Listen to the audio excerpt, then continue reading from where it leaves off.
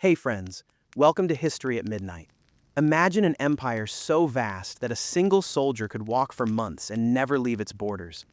Imagine roads so well built that some of them are still standing 2,000 years later. Imagine cities with running water, public baths, libraries, and laws that would shape the world for the next 2 millennia. By every measure we use today, this was not just a great civilization. It was, for a time, the closest thing the ancient world had ever seen to a single, unbreakable order. And yet, it fell. Not in a single night. Not to a single enemy. It fell slowly, in a long and complicated unraveling that took centuries to complete. Historians still argue about exactly when it began, exactly why it happened, and whether it ever really ended at all. This is the story of Rome. Not the story of its founding, which is half myth and half legend, but the story of its undoing. Tonight, we will walk through the golden afternoon of the Pax Romana, when peace and prosperity seemed permanent. We will watch the first cracks appear in the marble. We will meet the desperate emperors who tried to hold a crumbling world together, the wandering peoples the Romans called barbarians, and the soldiers who one day simply stopped being paid. We will ask the question historians have asked for 1,500 years.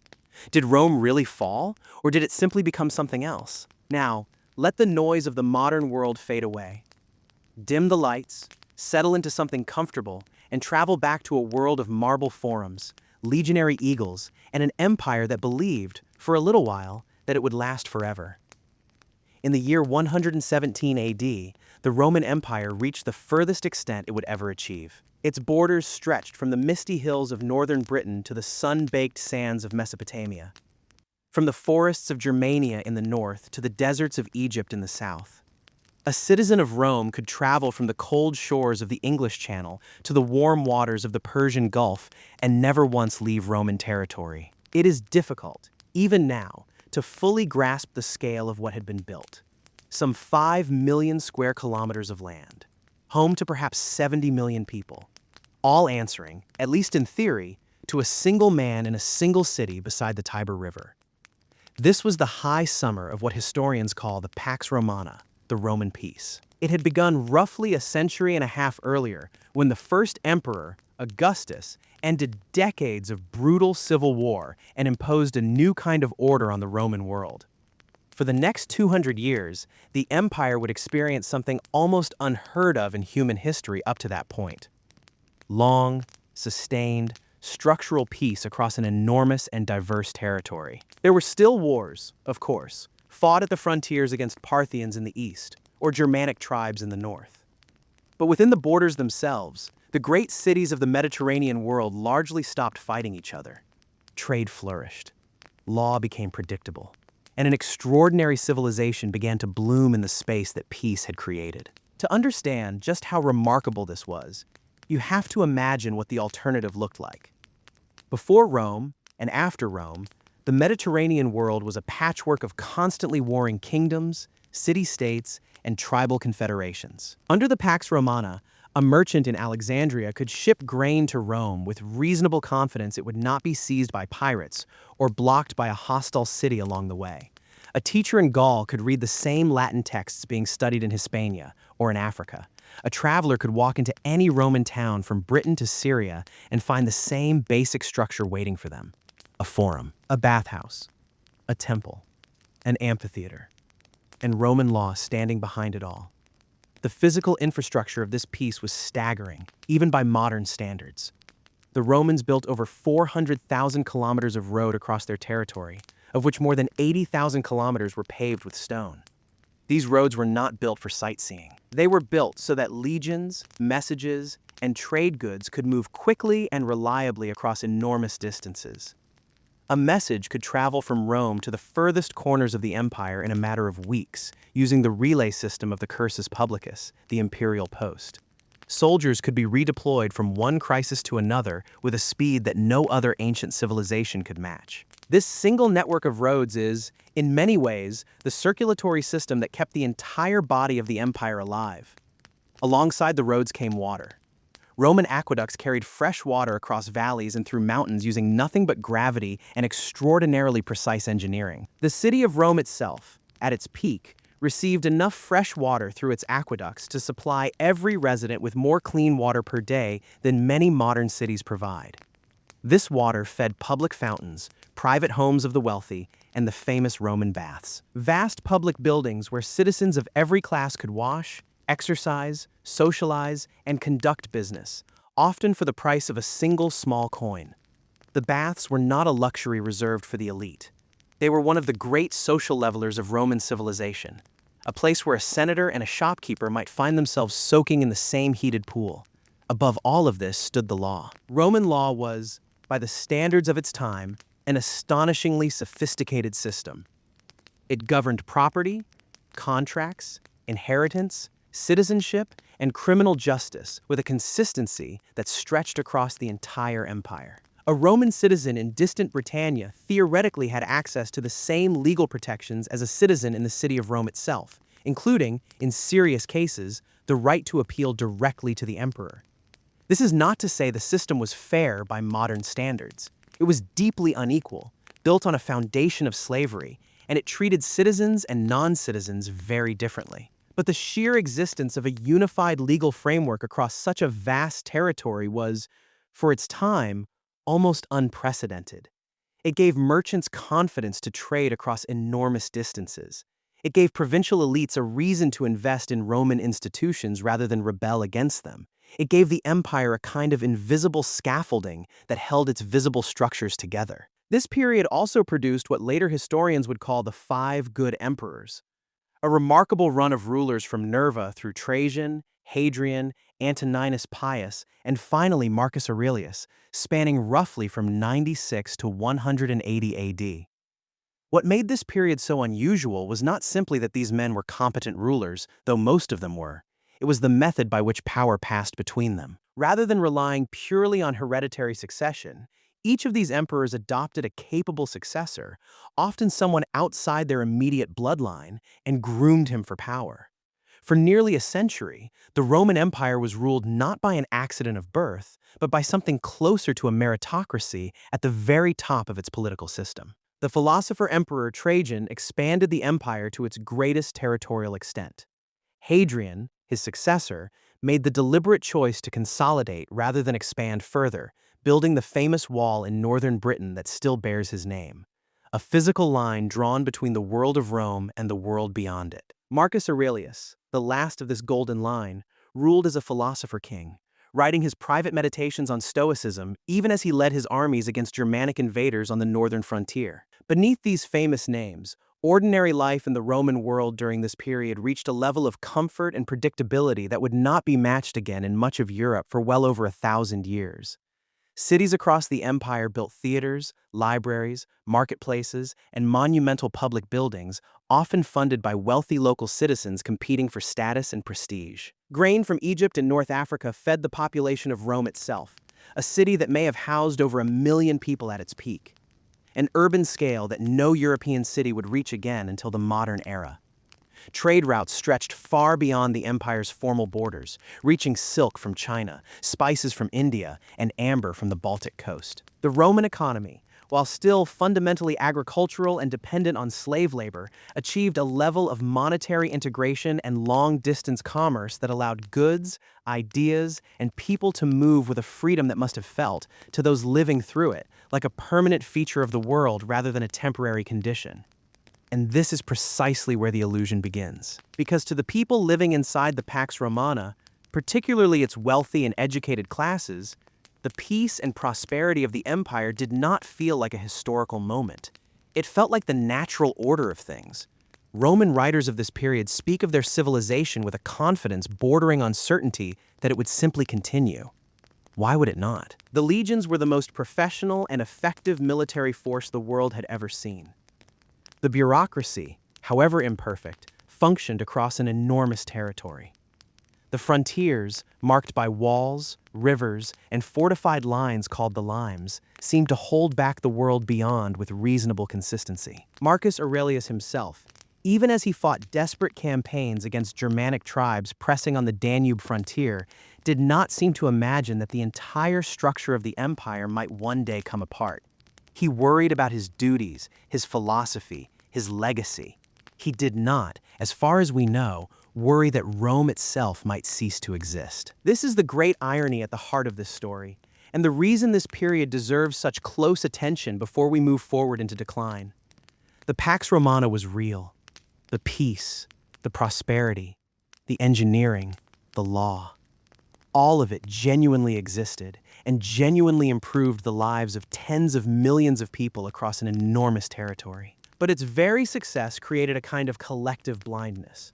The empire's elite came to see stability not as something that had been built, maintained, and defended at enormous cost, but as a permanent and almost natural condition of the world. Few people, looking at the roads, the aqueducts, the baths, and the legions, could have imagined that within 3 centuries the western half of this same empire would cease to exist as a political entity altogether.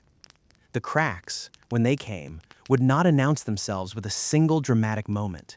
They would begin quietly, in the treasury, in the army, in the slow erosion of the very systems that had made this golden age possible in the first place. And it is there, in the 3rd century, that our story must turn next. In the year 117 AD, the Roman Empire reached the furthest extent it would ever achieve. Its borders stretched from the misty hills of northern Britain to the sun-baked sands of Mesopotamia, from the forests of Germania in the north to the deserts of Egypt in the south. A citizen of Rome could travel from the cold shores of the English Channel to the warm waters of the Persian Gulf and never once leave Roman territory. It is difficult, even now, to fully grasp the scale of what had been built. Some 5 million square kilometers of land, home to perhaps 70 million people, all answering, at least in theory, to a single man in a single city beside the Tiber River. This was the high summer of what historians call the Pax Romana, the Roman peace. It had begun roughly a century and a half earlier, when the first emperor, Augustus, ended decades of brutal civil war and imposed a new kind of order on the Roman world. For the next 200 years, the empire would experience something almost unheard of in human history up to that point. Long, sustained, structural peace across an enormous and diverse territory. There were still wars, fought at the frontiers against Parthians in the east, or Germanic tribes in the north. But within the borders themselves, the great cities of the Mediterranean world largely stopped fighting each other. Trade flourished. Law became predictable. An extraordinary civilization began to bloom in the space that peace had created. To understand just how remarkable this was, you have to imagine what the alternative looked like. Before Rome and after Rome, the Mediterranean world was a patchwork of constantly warring kingdoms, city-states, and tribal confederations. Under the Pax Romana, a merchant in Alexandria could ship grain to Rome with reasonable confidence it would not be seized by pirates or blocked by a hostile city along the way. A teacher in Gaul could read the same Latin texts being studied in Hispania or in Africa. A traveler could walk into any Roman town from Britain to Syria and find the same basic structure waiting for them. A forum, a bathhouse, a temple, an amphitheater, and Roman law standing behind it all. The physical infrastructure of this piece was staggering, even by modern standards. The Romans built over 400,000 kilometers of road across their territory, of which more than 80,000 kilometers were paved with stone. These roads were not built for sightseeing. They were built so that legions, messages, and trade goods could move quickly and reliably across enormous distances. A message could travel from Rome to the furthest corners of the empire in a matter of weeks, using the relay system of the cursus publicus, the imperial post. Soldiers could be redeployed from one crisis to another with a speed that no other ancient civilization could match. This single network of roads is, in many ways, the circulatory system that kept the entire body of the empire alive. Alongside the roads came water. Roman aqueducts carried fresh water across valleys and through mountains using nothing but gravity and extraordinarily precise engineering. The city of Rome itself, at its peak, received enough fresh water through its aqueducts to supply every resident with more clean water per day than many modern cities provide. This water fed public fountains, private homes of the wealthy, and the famous Roman baths. Vast public buildings where citizens of every class could wash, exercise, socialize, and conduct business, often for the price of a single small coin. The baths were not a luxury reserved for the elite. They were one of the great social levelers of Roman civilization, a place where a senator and a shopkeeper might find themselves soaking in the same heated pool. Above all of this stood the law. Roman law was, by the standards of its time, an astonishingly sophisticated system. It governed property, contracts, inheritance, citizenship, and criminal justice with a consistency that stretched across the entire empire. A Roman citizen in distant Britannia theoretically had access to the same legal protections as a citizen in the city of Rome itself, including, in serious cases, the right to appeal directly to the emperor. This is not to say the system was fair by modern standards. This is the great irony at the heart of this story, and the reason this period deserves such close attention before we move forward into decline. The Pax Romana was real. The peace, the prosperity, the engineering, the law, all of it genuinely existed and genuinely improved the lives of tens of millions of people across an enormous territory. But its very success created a kind of collective blindness. The empire's elite came to see stability not as something that had been built, maintained, and defended at enormous cost, but as a permanent and almost natural condition of the world. Few people, looking at the roads, the aqueducts, the baths, and the legions, could have imagined that within 3 centuries, the western half of this same empire would cease to exist as a political entity altogether. The cracks, when they came, would not announce themselves with a single dramatic moment. They would begin quietly, in the treasury, in the army, in the slow erosion of the very systems that had made this golden age possible in the first place. And it is there, in the 3rd century, that our story must turn next. In the year 117 AD, the Roman Empire reached the furthest extent it would ever achieve. Its borders stretched from the misty hills of northern Britain to the sun-baked sands of Mesopotamia, from the forests of Germania in the north to the deserts of Egypt in the south. A citizen of Rome could travel from the cold shores of the English Channel to the warm waters of the Persian Gulf and never once leave Roman territory. It is difficult, even now, to fully grasp the scale of what had been built. Some 5 million square kilometers of land, home to perhaps 70 million people, all answering, at least in theory, to a single man in a single city beside the Tiber River. This was the high summer of what historians call the Pax Romana, the Roman peace. It had begun roughly a century and a half earlier, when the first emperor, Augustus, ended decades of brutal civil war and imposed a new kind of order on the Roman world. For the next 200 years, the empire would experience something almost unheard of in human history up to that point. Long, sustained, structural peace across an enormous and diverse territory. There were still wars, fought at the frontiers against Parthians in the east or Germanic tribes in the north. But within the borders themselves, the great cities of the Mediterranean world largely stopped fighting each other. Trade flourished. Law became predictable. An extraordinary civilization began to bloom in the space that peace had created. To understand just how remarkable this was, you have to imagine what the alternative looked like. Before Rome and after Rome, the Mediterranean world was a patchwork of constantly warring kingdoms, city-states, and tribal confederations. Under the Pax Romana, a merchant in Alexandria could ship grain to Rome with reasonable confidence it would not be seized by pirates or blocked by a hostile city along the way. A teacher in Gaul could read the same Latin texts being studied in Hispania or in Africa. A traveler could walk into any Roman town from Britain to Syria and find the same basic structure waiting for them. A forum, a bathhouse, a temple, an amphitheater, and Roman law standing behind it all. The physical infrastructure of this piece was staggering, even by modern standards. The Romans built over 400,000 kilometers of road across their territory, of which more than 80,000 kilometers were paved with stone. These roads were not built for sightseeing. They were built so that legions, messages, and trade goods could move quickly and reliably across enormous distances.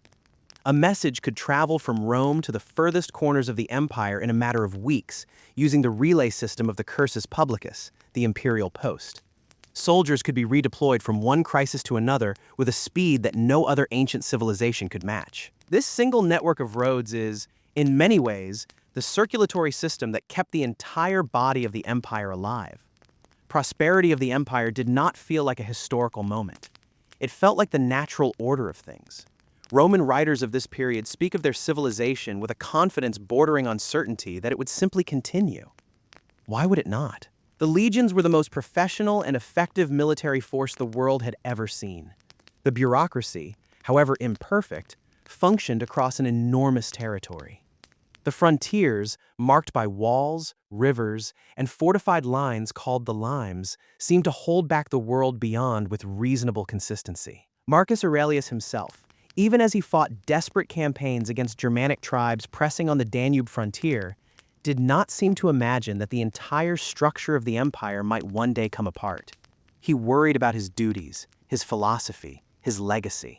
He did not, as far as we know, worry that Rome itself might cease to exist. This is the great irony at the heart of this story, and the reason this period deserves such close attention before we move forward into decline. The Pax Romana was real.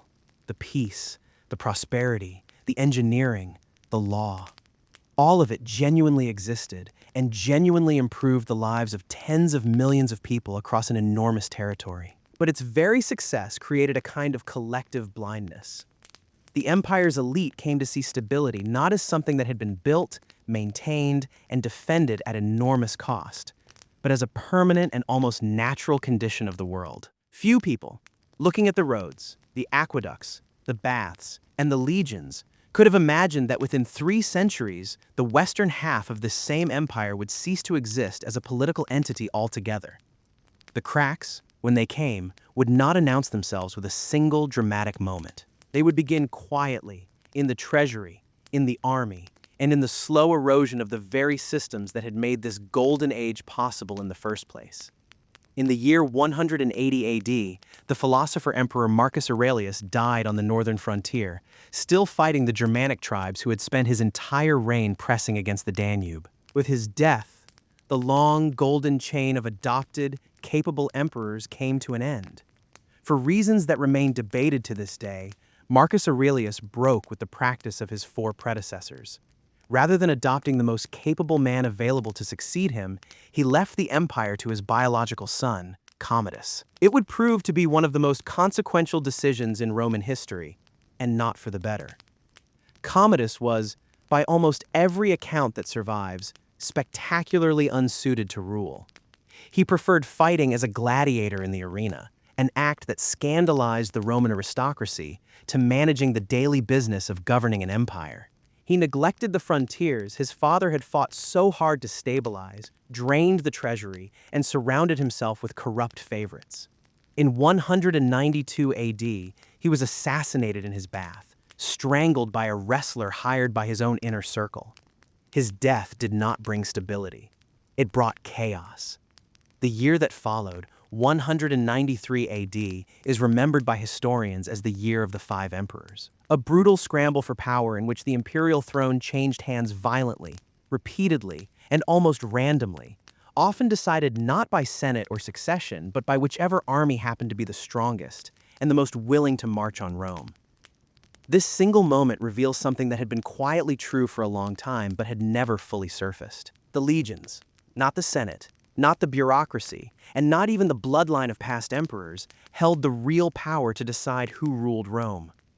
For nearly 2 centuries, this fact had stayed mostly hidden beneath the surface of stability, masked by competent emperors and loyal armies.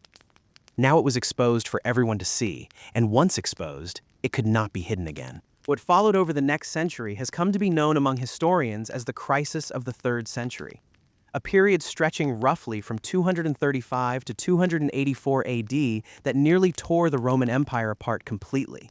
To understand how severe this crisis truly was, consider a single staggering statistic. In this roughly 50-year span, the Roman Empire had at least 26 legitimate emperors, along with dozens more usurpers and regional claimants to the throne. Most of them did not die of old age.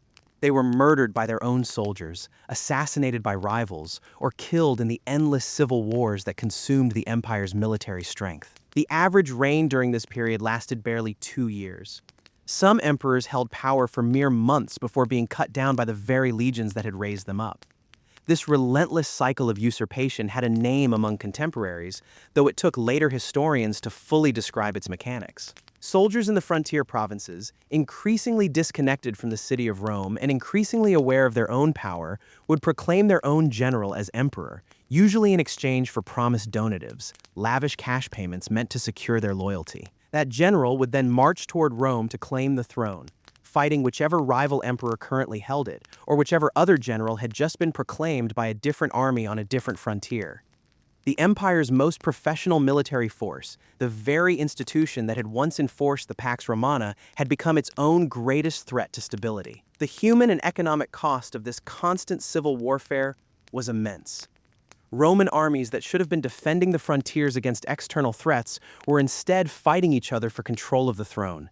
This created a dangerous vacuum at the empire's borders, and the peoples beyond those borders noticed. Germanic confederations like the Alemanni and the Franks began launching increasingly bold raids into Roman territory in the west. In the east, an old rival had been replaced by a far more dangerous one. The Parthian Empire, which Rome had fought for centuries, collapsed and was replaced by the newly aggressive Sasanian Persian Empire, a far more centralized and militarily capable state that posed a genuine existential threat to Rome's eastern provinces. In 260 AD, in a catastrophe that sent shockwaves through the entire Roman world, the Sasanian king Shapur I captured the Roman emperor Valerian alive in battle. Valerian would spend the rest of his life as a Persian prisoner, reportedly used as a literal human footstool by the Persian king, and his body was said to have been stuffed and displayed as a trophy after his death. No emperor of Rome had ever suffered such a humiliation, and the empire that had once seemed invincible suddenly looked dangerously fragile. The crisis was not only military and political, it was also deeply economic. To pay for the endless cycle of civil wars, and to satisfy the ever-increasing demands of soldiers whose loyalty had to be purchased again and again, successive emperors resorted to a method that had disastrous long-term consequences. They debased the currency. The Roman denarius, the silver coin that had served as the backbone of the imperial economy for centuries, was repeatedly reduced in its actual silver content while its face value remained the same. At the height of the Pax Romana, the denarius contained close to 90% pure silver. By the depths of the 3rd century crisis, that same coin contained as little as 5% silver, the rest replaced with cheaper base metals. The predictable result was severe inflation. Prices for basic goods rose dramatically. Trust in Roman currency, which had underpinned commerce across the entire Mediterranean world, began to erode. Merchants grew wary of accepting payment in coin that everyone knew was worth far less than its stamped value suggested. The intricate web of long-distance trade that had defined the Pax Romana began to contract, as regions increasingly turned inward, relying more on local production and barter than on the empire-wide commercial networks that had once connected Britain to Syria. Compounding the political chaos and economic collapse was something else entirely. Something the Romans had no real framework to understand or combat. Beginning around 249 AD, a devastating pandemic, now known to historians as the Plague of Cyprian after the bishop who described its horrific symptoms, swept across the Roman world. Contemporary accounts describe a disease causing severe diarrhea, vomiting, fever, and a slow wasting of the body that killed enormous numbers of people, possibly including multiple emperors. At its worst, the plague reportedly killed thousands of people per day in the city of Rome alone. The exact death toll remains uncertain and debated among modern historians, but the psychological and economic impact is not in dispute. A civilization already reeling from civil war, invasion, and currency collapse now faced a mysterious and terrifying disease that seemed to strike without warning or explanation, further straining the army's ability to recruit soldiers and the empire's ability to function at all. By the 260s and 270s, the unified Roman Empire that had stretched unbroken from Britain to Mesopotamia had, for a time, fractured into 3 separate pieces. In the west, a breakaway state called the Gallic Empire controlled Britain, Gaul, and Spain, ruled by its own self-proclaimed emperors who had simply given up on Rome's ability to defend or govern those provinces effectively. In the east, the wealthy desert city of Palmyra, under its formidable queen Zenobia, broke away from Roman control entirely, seizing Egypt and large portions of the eastern provinces and ruling them as an independent power for several remarkable years. For a brief and extraordinary period, there was no longer one Roman Empire. There were, in effect, three, each claiming legitimacy, each fighting for survival, and none of them entirely certain the old unified empire would ever exist again. And yet, against what must have seemed like overwhelming odds, it did survive. A series of remarkably tough, capable soldier emperors, men like Claudius Gothicus and Aurelian, clawed the fractured empire back together piece by piece through sheer military force and ruthless determination. Aurelian, in particular, earned the title Restitutor Orbis, restorer of the world, for his campaigns that crushed the Gallic Empire in the west and defeated Queen Zenobia in the east, reuniting the Roman world under a single ruler once again by 274 AD. It was an extraordinary achievement, proof that the underlying strength of Roman institutions, the roads, the legions, the administrative knowledge accumulated over centuries, had not entirely vanished even amid 50 years of seemingly relentless catastrophe. But the empire that emerged from the crisis of the 3rd century was not the same empire that had entered it. The illusion of permanence, the quiet confidence that had defined the Pax Romana, was gone and would never fully return.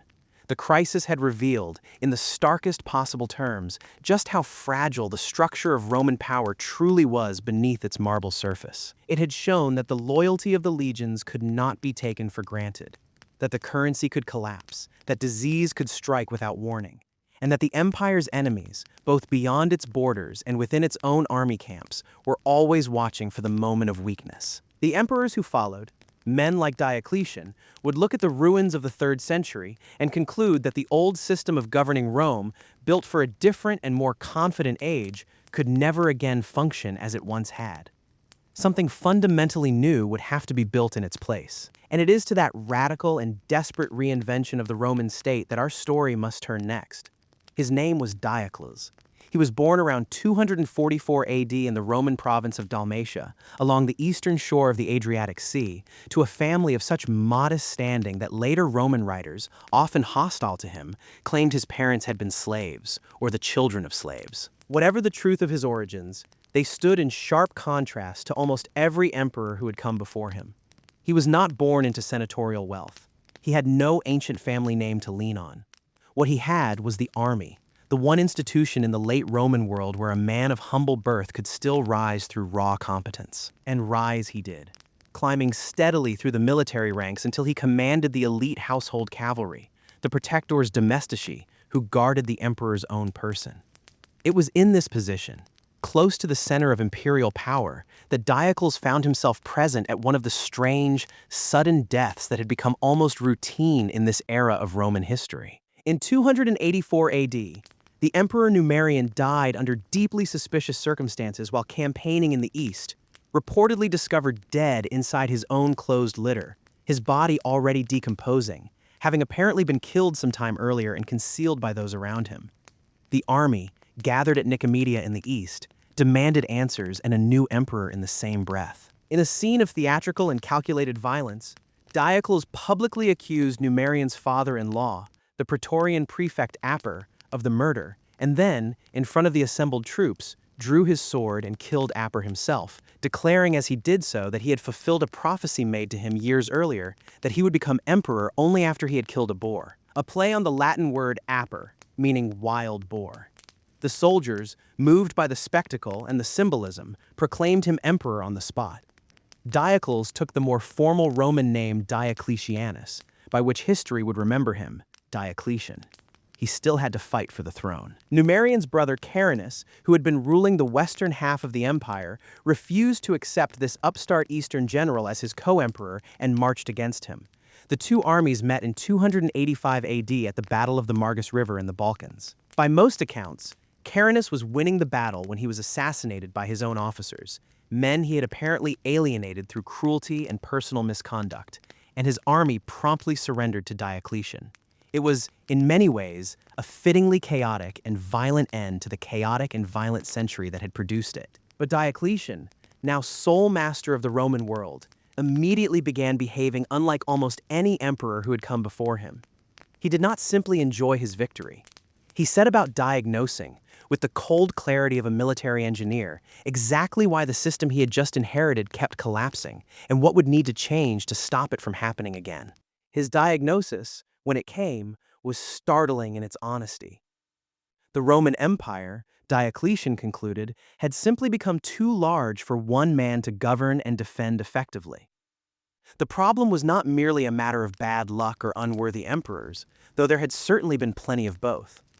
The problem was structural. A single emperor, no matter how capable, could not be in Gaul defending the Rhine frontier and in Syria defending against Persia at the same time. Every time a crisis erupted on one frontier, the emperor had to either abandon another frontier to deal with it or delegate command to a subordinate general. And that subordinate general, once he held an army loyal to himself rather than to a distant emperor, became a walking temptation to usurp the throne.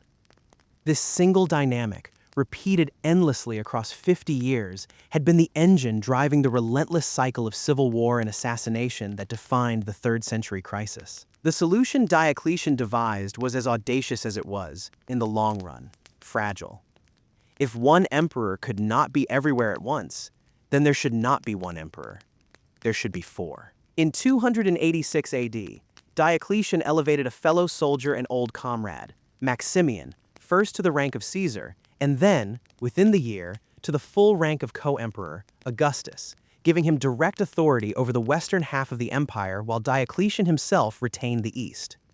This was not entirely unprecedented. Rome had experimented with co-emperors before, but Diocletian went further. In 293 AD, he formalized and expanded this arrangement into what historians now call the Tetrarchy, the rule of 4.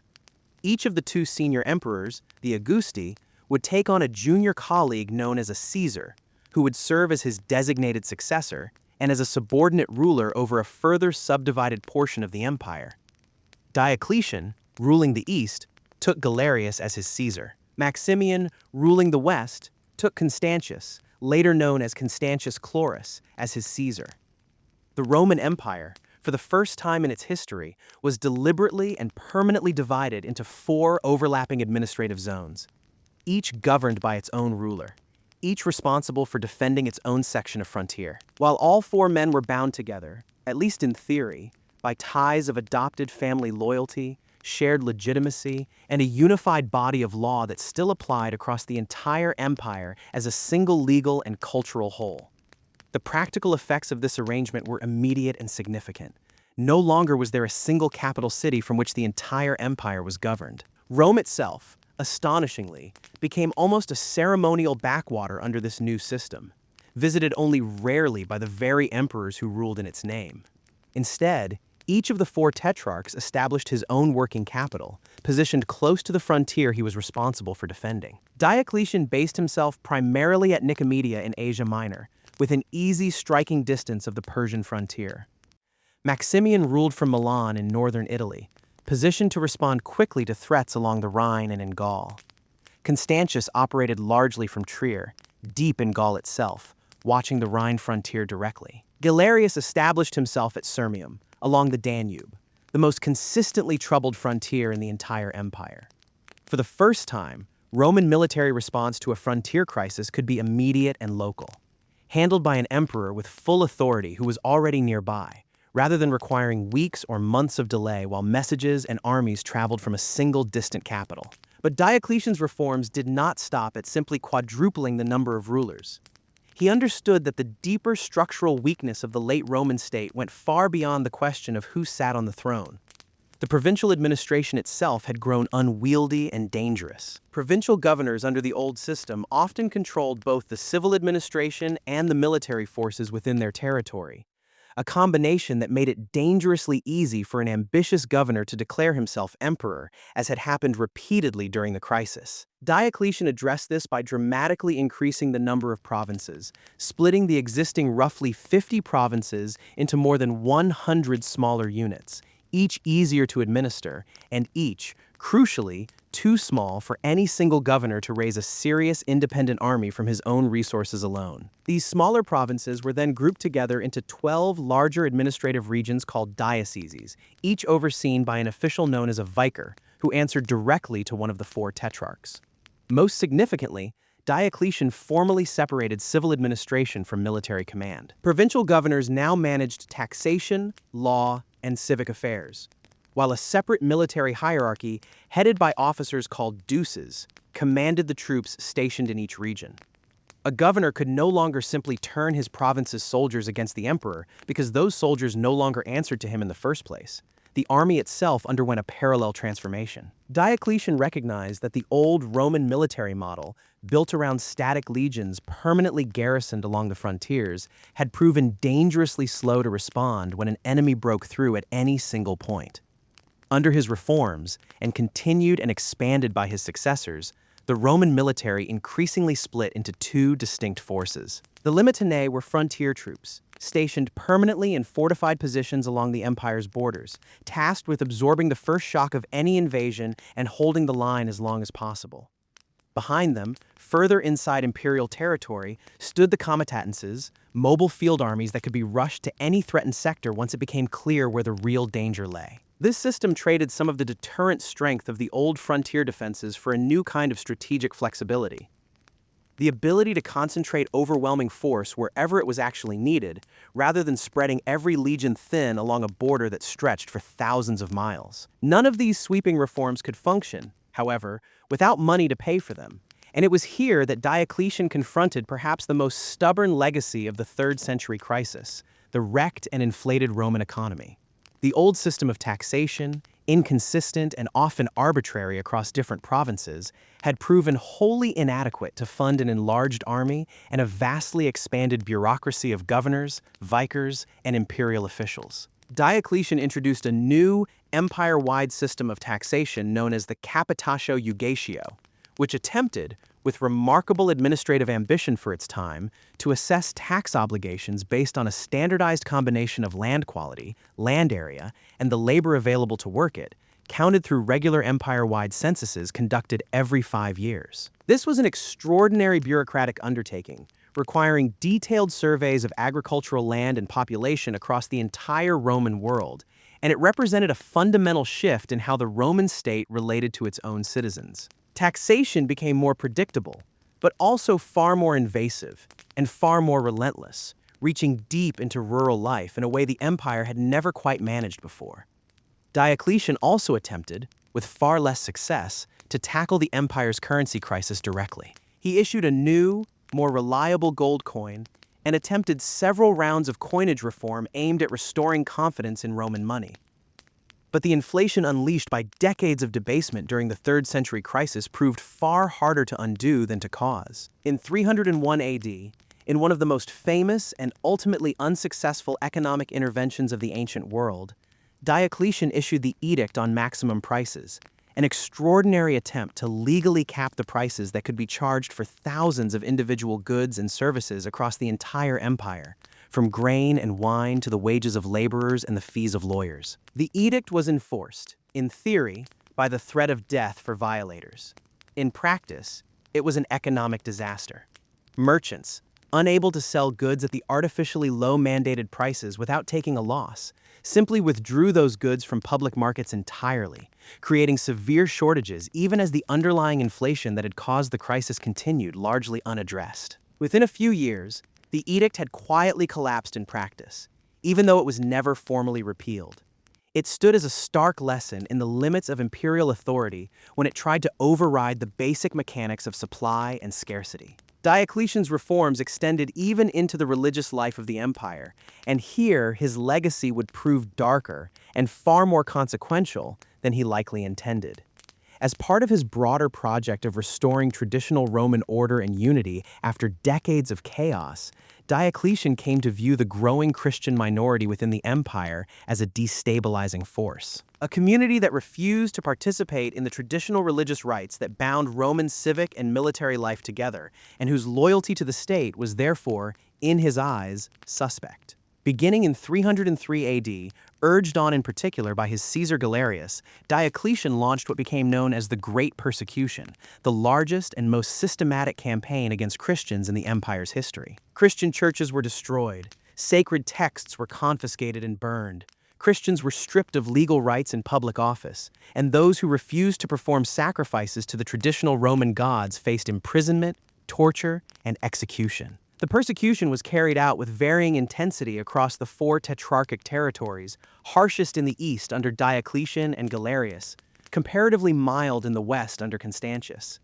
It would ultimately fail to eliminate Christianity from the empire. If anything, the suffering of Christian martyrs during these years hardened the faith of many believers and laid groundwork, in ways Diocletian could never have anticipated, for the religious transformation that his eventual successor Constantine would bring to the Roman world. Perhaps the single most remarkable element of Diocletian's entire reign, more startling even than the Tetrarchy itself, came at its very end.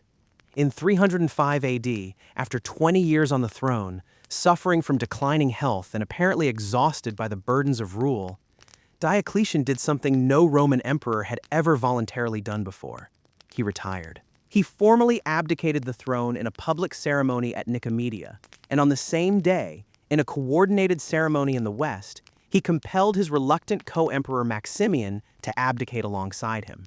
The two Caesars, Galerius and Constantius, were elevated to the rank of Augustus to take their place, and two new Caesars were appointed beneath them, exactly as the tetrarchic system intended. Diocletian retreated to a vast fortified palace he had built for himself on the Dalmatian coast, near his birthplace, where he reportedly spent his final years cultivating an enormous vegetable garden. Content, according to a famous and possibly apocryphal anecdote, to tell those who later begged him to return to power and resolve the renewed political chaos that followed his retirement, that if they could only see the size of the cabbages he had grown with his own hands, they would never ask such a thing of him again. It is a striking, almost gentle image to close the story of a man whose reforms had been built almost entirely around discipline, structure, and the brutal lessons of the 3rd century crisis. And yet the system Diocletian left behind proved far more fragile than the man himself perhaps believed. The Tetrarchy depended, at its core, on a kind of cooperative restraint among 4 ambitious and powerful men. An agreement that each would respect the boundaries and the eventual succession rights of the others. It depended, in other words, on exactly the kind of personal loyalty and self-restraint that the entire system had been designed to remove from Roman politics in the first place. Almost immediately after Diocletian's retirement removed his personal authority and prestige from the equation, the careful balance he had constructed began to come apart. Rival claimants emerged.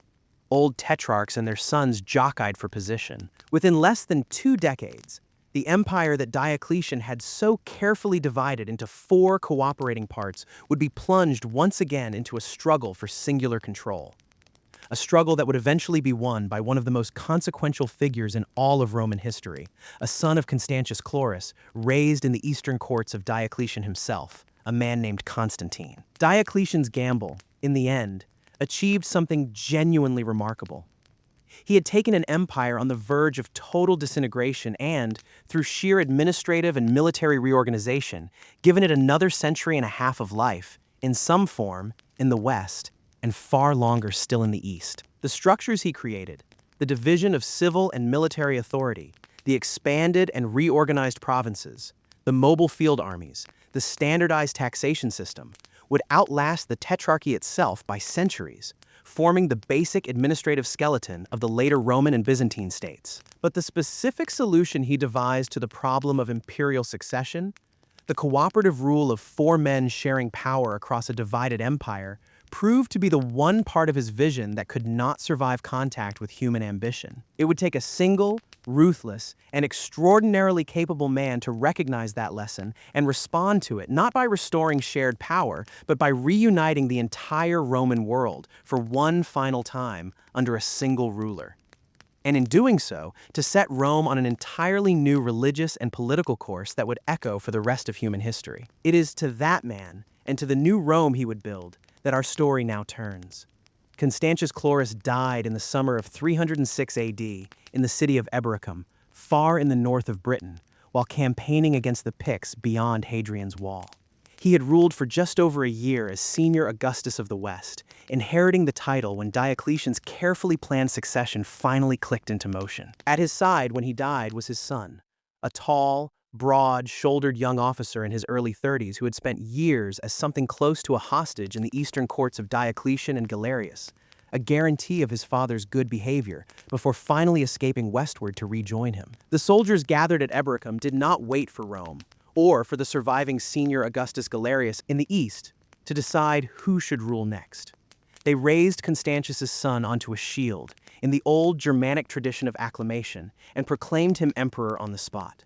His name was Constantine, and the moment his soldiers lifted that shield in a muddy military camp in northern Britain, they set in motion 2 decades of war that would end with the Roman Empire reshaped more dramatically than at any point since Augustus himself first claimed the throne 3 centuries earlier. Diocletian's tetrarchic system had been designed precisely to prevent this kind of spontaneous, army-driven proclamation.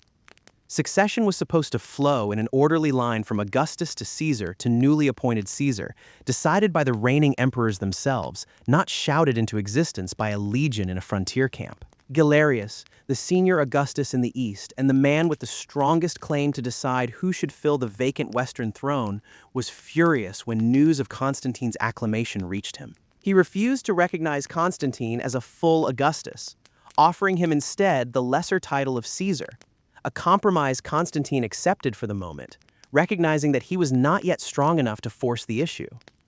But the precedent had been set, and within a matter of months, the entire fragile architecture of the Tetrarchy began to come apart at the seams. In Rome itself, the son of the retired emperor Maximian, a young man named Maxentius, watched the chaos unfolding among the Tetrarchs and seized his own opportunity, having himself proclaimed emperor by the city of Rome's own elite guard, the Praetorians, who deeply resented Diocletian's reforms that had stripped Rome of its historic status as the empire's actual seat of power. Within a year, there were not 4 legitimate rulers as Diocletian had intended, but 6 men simultaneously claiming imperial authority across various parts of the Roman world, each backed by his own army, each viewing the others as obstacles rather than colleagues.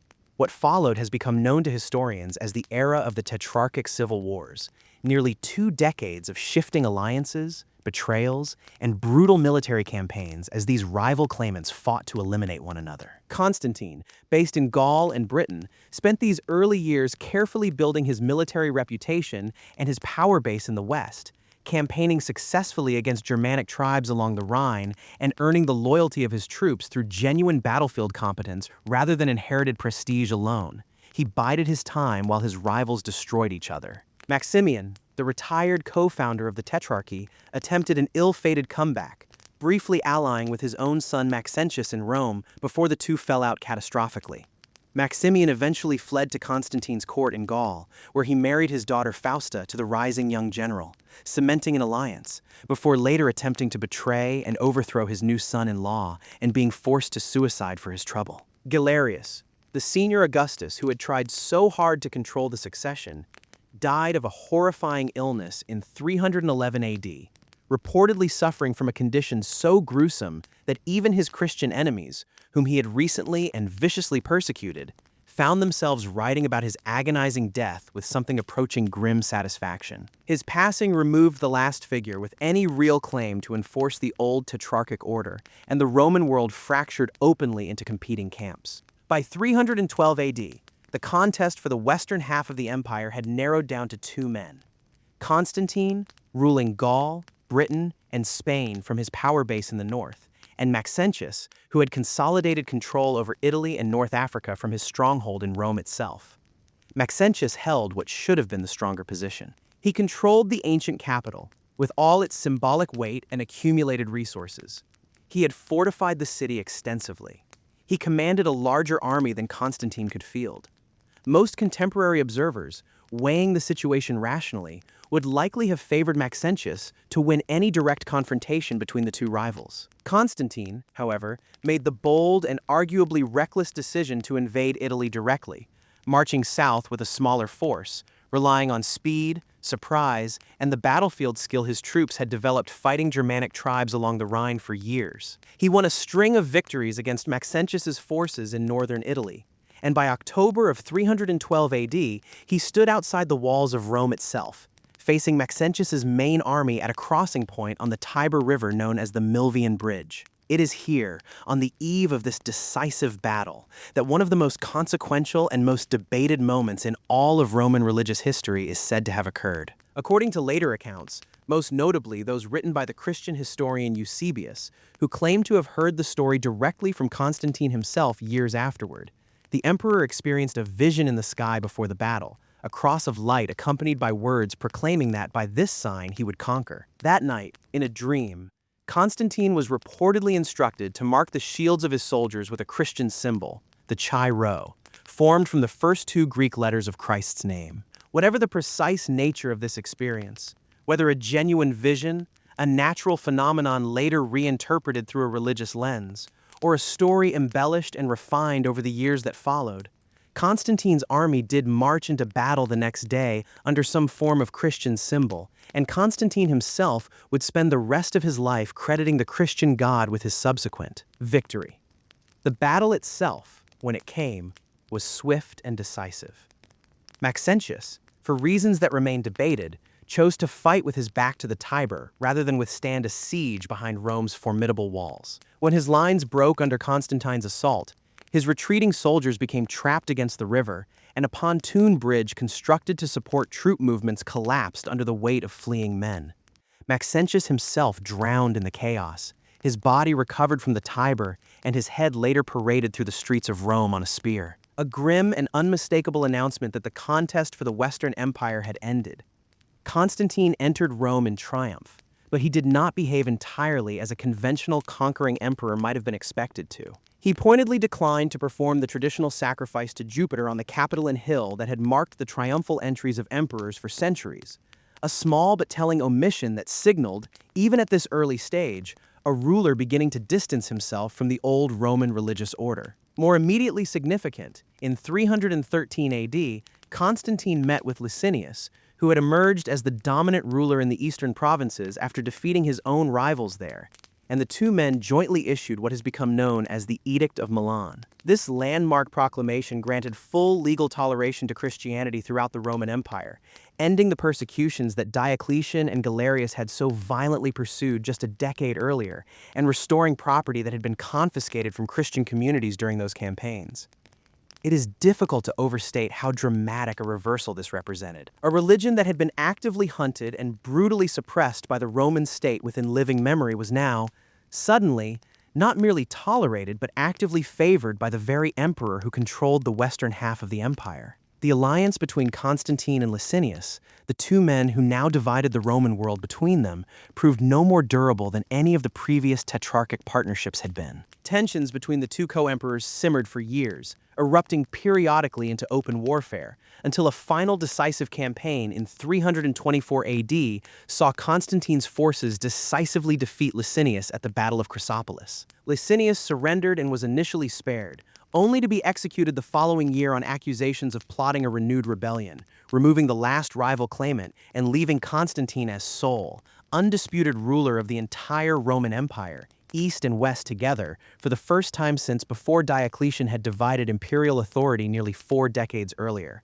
The long, chaotic experiment in shared rule that Diocletian had designed to prevent exactly this kind of singular concentrated power had, in the end, simply produced a different and ultimately more dramatic singular ruler, one who now controlled an empire stretching once again from the Atlantic coast of Britain to the deserts of Mesopotamia.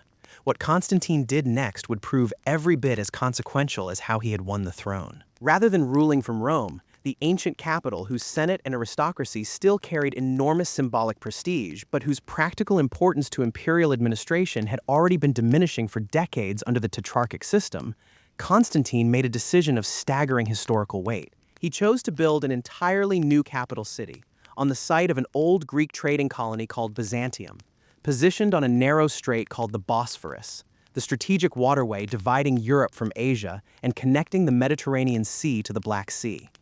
The location was, in purely strategic and economic terms, almost perfect. Byzantium sat astride one of the most valuable trade routes in the entire ancient world, controlled access between 2 major seas, possessed a magnificent natural harbor known as the Golden Horn, and was easily defensible, surrounded by water on 3 sides with only a narrow landward approach that could be fortified relatively easily. It was also, perhaps just as importantly to Constantine, far closer to the wealthy, populous, and increasingly vital eastern provinces of the empire, and to the dangerous Persian frontier than distant Rome had ever been. Construction began in earnest in 324 AD, immediately following Constantine's final victory over Licinius, and the new city was formally dedicated on May 11th, 330 AD, in a lavish ceremony that Constantine himself oversaw with enormous care and personal attention. He renamed the city Constantinople, the city of Constantine, though it would also become known simply as New Rome, a name that captured precisely what Constantine intended it to be. He did not conceive of this new city as merely a personal vanity project or a military outpost. He envisioned it, quite deliberately and explicitly, as a genuine successor to Rome itself, a city built to inherit and even surpass the prestige of the ancient capital. He populated it with treasures and statues stripped from across the empire, brought in senators and aristocratic families from Rome and elsewhere to populate a newly created Senate of Constantinople, modeled directly on its ancient Roman counterpart, and established a system of free grain distribution for the city's citizens, deliberately mirroring the famous grain dole that had sustained the population of Rome itself for centuries. He laid out a forum, built a hippodrome for chariot racing on a scale rivaling Rome's own Circus Maximus, and commissioned grand churches dedicated to the Christian faith he now openly championed, including the original Church of the Holy Apostles, intended from its very conception to serve as his own eventual burial place. The decision to build Constantinople reflected something deeper than mere strategic convenience, though the strategic logic was certainly real and would prove its worth repeatedly over the following centuries. It reflected a fundamental and irreversible shift in the center of gravity of the Roman world, a shift that had actually been underway gradually for generations, but that Constantine now made permanent and explicit through the sheer physical fact of a magnificent new capital city. The western provinces of the empire, including Italy and Rome itself, were, by the early 4th century, considerably less wealthy, less populous, and less economically dynamic than the great cities of the Eastern Mediterranean, places like Alexandria in Egypt, Antioch in Syria, and the various prosperous trading cities of Asia Minor and the Greek world. The eastern provinces produced more tax revenue, supported larger populations, and had historically proven easier to defend against the empire's most persistent external threats. By building his glittering new capital in the east while still maintaining, at least nominally, a unified administration over the entire Roman world, Constantine was acknowledging a reality that the old Roman elite, clinging to the ancient prestige of their city on the Tiber, had perhaps been reluctant to fully confront. The future of Roman power, in practical economic and military terms, increasingly lay in the east, not the west. Alongside this dramatic geographic and political reorientation, Constantine pursued an equally dramatic religious transformation of the Roman state, one whose consequences would ultimately prove even more enduring than the founding of his new capital. Building on the religious toleration he had jointly proclaimed with Licinius in the Edict of Milan, Constantine increasingly used his personal authority and the resources of the imperial state to actively favor and promote Christianity throughout his reign.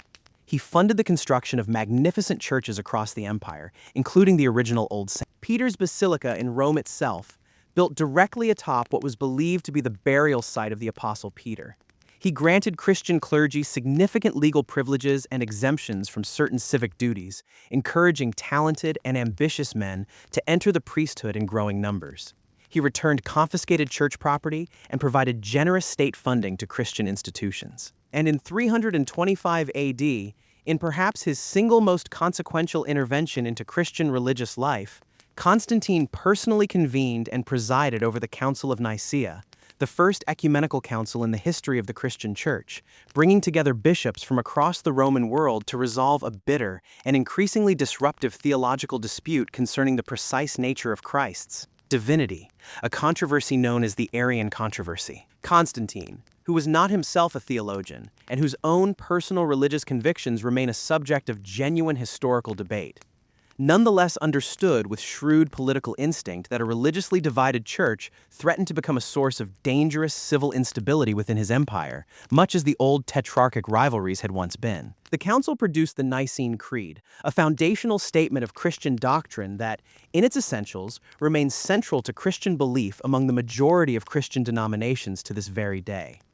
It would be a significant overstatement to claim that Constantine single-handedly transformed the Roman Empire from a pagan civilization into a fully Christian one within his own lifetime. The vast majority of the empire's population, particularly outside the major cities, and especially among the rural peasantry who made up the overwhelming bulk of Roman society, almost certainly remained practitioners of traditional Roman and local polytheistic religious customs for generations after Constantine's death. Constantine himself, notably, was not formally baptized as a Christian until he lay on his deathbed in 337 AD, a choice that may reflect prevailing theological practices of the era, which sometimes encouraged delaying baptism until close to death to ensure a soul entered the afterlife as purely as possible, rather than any genuine ambivalence about his Christian convictions during his lifetime. But the direction of historical travel that Constantine set in motion proved, in the end, to be irreversible.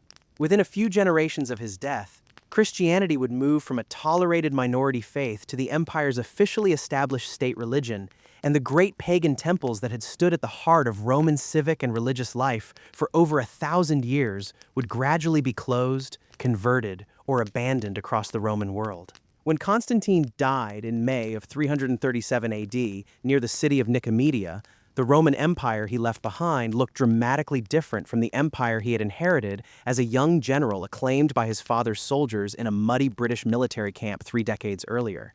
It possessed a magnificent new eastern capital, deliberately built to rival and ultimately to outlast ancient Rome itself. It possessed an officially favored new religion, one that would reshape the moral, intellectual, and political character of European civilization for the next 1,500 years and beyond. And though Constantine had, for the final 13 years of his reign, ruled as sole undisputed emperor of a reunified Roman world, the underlying administrative division between East and West that Diocletian had first established, and that Constantine's own new capital city now physically embodied and reinforced, had not actually disappeared. It had merely been temporarily papered over by the personal authority of a single exceptionally capable and ambitious man. Constantine's own sons, inheriting his throne, would divide the empire once again among themselves almost immediately after his death. And although various later emperors would occasionally reunite the entire Roman world under a single ruler for brief periods in the decades that followed, the fundamental gravitational pull towards separation between a wealthier, more secure Greek-speaking East centered on Constantinople and a poorer, increasingly embattled Latin-speaking West still centered, nominally at least, on Rome, would only grow stronger as the 4th century wore on. The new Rome that Constantine had built on the Bosphorus would, in time, prove to be the empire's true future. The old Rome on the Tiber, increasingly peripheral to the actual exercise of imperial power even as it retained its ancient symbolic prestige, was already, though almost no one alive in 337 AD could have fully recognized it yet, quietly beginning the long, slow slide toward the catastrophe that awaited it in the century to come. Constantine had ruled the reunified Roman Empire as a single emperor for 13 years, but he made no attempt, in his final arrangements, to ensure that unity would survive him. Like so many Roman rulers before him, he treated the empire less as a single indivisible state and more as a kind of family property to be divided among his heirs, much as a wealthy landowner might divide an estate among his sons. When he died in 337 AD, he left the empire split between his 3 surviving sons, Constantine II, Constantius II, and Constans, along with smaller portions allotted to 2 nephews. The result was almost immediate bloodshed. Within weeks of their father's death, the army, very possibly acting on the orders or at least the tacit approval of Constantius, the most ruthless of the 3 brothers, massacred most of their male relatives, eliminating potential rivals before the new arrangement had even been formally settled. The 3 remaining brothers then spent the following years locked in their own escalating rivalry. Constantine II was killed in 340 AD, attempting to seize his brother Constan's territory in Italy. Constans himself was overthrown and killed in 350 AD by a usurper named Magnentius. Constantius II, the last surviving brother, spent years fighting to reclaim the West from Magnentius, finally defeating him in 353 AD and becoming, for a brief period, sole ruler of a reunited empire, exactly as his father had once been. This pattern, brothers and cousins tearing each other apart in the scramble to inherit Constantine's throne, was a grim foreshadowing of something larger. The The Roman world that Constantine had reunified through his own personal military and political genius proved, again and again, unable to remain unified once that singular personal authority was removed from the equation. It was not for lack of trying. Constantius II, much like his father before him, attempted to manage the empire's vast territory by appointing a trusted relative as a junior co-ruler, a Caesar, to handle the western provinces while he himself focused on the more pressing Persian threat in the east. The man he chose for this role was his young cousin, Julian, a quiet, bookish scholar who had survived the family purges of his childhood almost by accident and who had shown little prior interest in either military command or political ambition. It would prove to be one of the more unexpectedly consequential appointments in the empire's history. Julian, sent to Gaul in 355 AD with what Constantius likely intended as a largely ceremonial command, surprised everyone, very possibly including himself. He proved to be a genuinely gifted military commander, winning a series of impressive victories against Germanic tribes pressing across the Rhine, most notably a decisive triumph at the Battle of Argentoratum near modern Strasbourg in 357 AD, where his significantly outnumbered forces routed a large Alemanni army. His troops, who had grown to respect and even love their unexpectedly capable young commander, rebelled in 360 AD when Constantius attempted to redeploy a large portion of Julian's Gallic army eastward to support a campaign against Persia, a move the soldiers feared would separate them permanently from their homes and families. They proclaimed Julian Augustus on the spot, in scenes echoing Constantine's own acclamation by his father's soldiers decades earlier. Civil war between Julian and Constantius seemed inevitable, but fate intervened before the two men could meet in battle. Constantius died of fever in 361 AD while marching west to confront his rebellious cousin, reportedly naming Julian his successor on his deathbed, whether from genuine reconciliation or simple political necessity, leaving Julian as sole and undisputed emperor of the entire Roman world. Julian's brief reign, lasting less than 2 years before his death campaigning against Persia in 363 AD, has fascinated historians ever since for one extraordinary reason. He attempted, quite deliberately and with genuine personal conviction, to reverse the religious transformation that his uncle Constantine had set in motion a generation earlier. Raised as a Christian, but having secretly embraced traditional Greco-Roman paganism as a young man, Julian used his brief time as emperor to actively promote a restoration of the old gods, earning him the title by which later Christian writers would remember him with considerable bitterness, Julian the Apostate. He reopened pagan temples that had been closed under his Christian predecessors, restored their confiscated funding and property, and removed Christian clergy from various privileges and exemptions they had accumulated since Constantine's reign. He did not, notably, attempt to violently persecute Christians in the manner of Diocletian's earlier campaigns, preferring instead a strategy of gradual marginalization, withdrawing state support and patronage from Christian institutions while channeling those same resources toward a deliberate revival of traditional Roman religious life. Whether this remarkable experiment in religious reversal might have succeeded given more time remains one of history's great unanswerable questions, because Julian's reign ended abruptly when he was killed in battle during an ill-fated invasion of Persian territory, struck by a spear under circumstances that remain disputed even among ancient sources. With his death, the brief pagan restoration died as well, and every Roman emperor who followed him would once again be a Christian, this time permanently. The religious direction Constantine had set, however briefly interrupted by his unusual nephew, would never again be seriously challenged from the imperial throne itself. The chaotic scramble for succession that followed Julian's sudden death produced, within just a year, an arrangement that would prove far more durable and far more consequential than any of the temporary divisions that had come before it.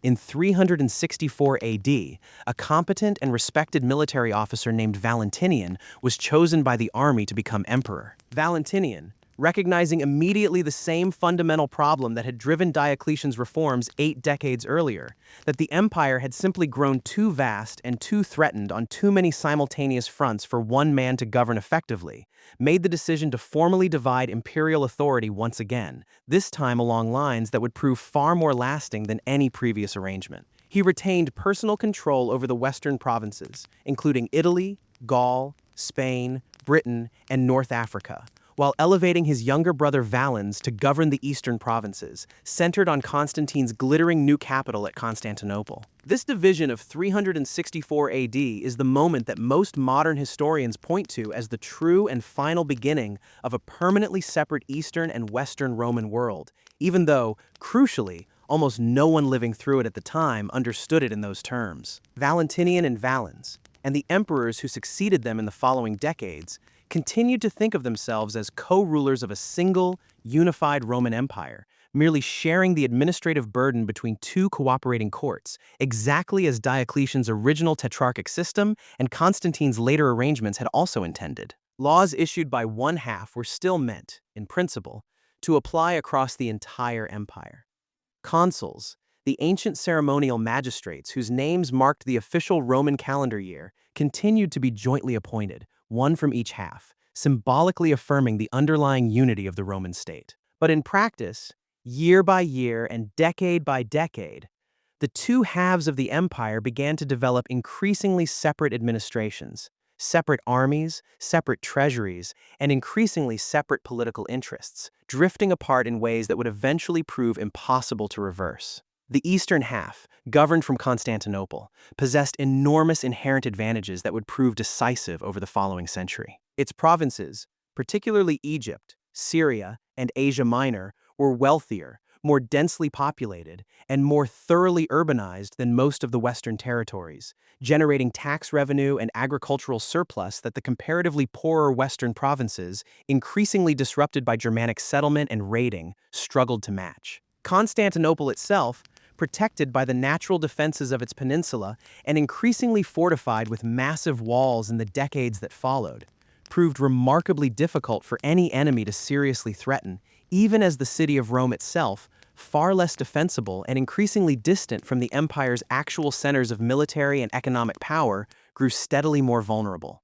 The eastern frontier, while it faced the serious and persistent threat of the Sasanian Persian Empire, dealt with a single, sophisticated, organized rival state whose ambitions and capabilities Roman diplomats and generals had, by this point, spent centuries learning to manage. The western frontier, by stark contrast, faced an increasingly chaotic and unpredictable patchwork of Germanic peoples, many of them themselves being displaced and pushed westward by pressures originating far beyond Roman knowledge or control in the vast grasslands of Central Asia. It was precisely this distant, barely understood pressure that would soon produce the single most catastrophic military disaster the Eastern Roman army had suffered in centuries, an event that would expose, in the starkest possible terms, just how fragile even the wealthier and more secure Eastern Empire truly remained.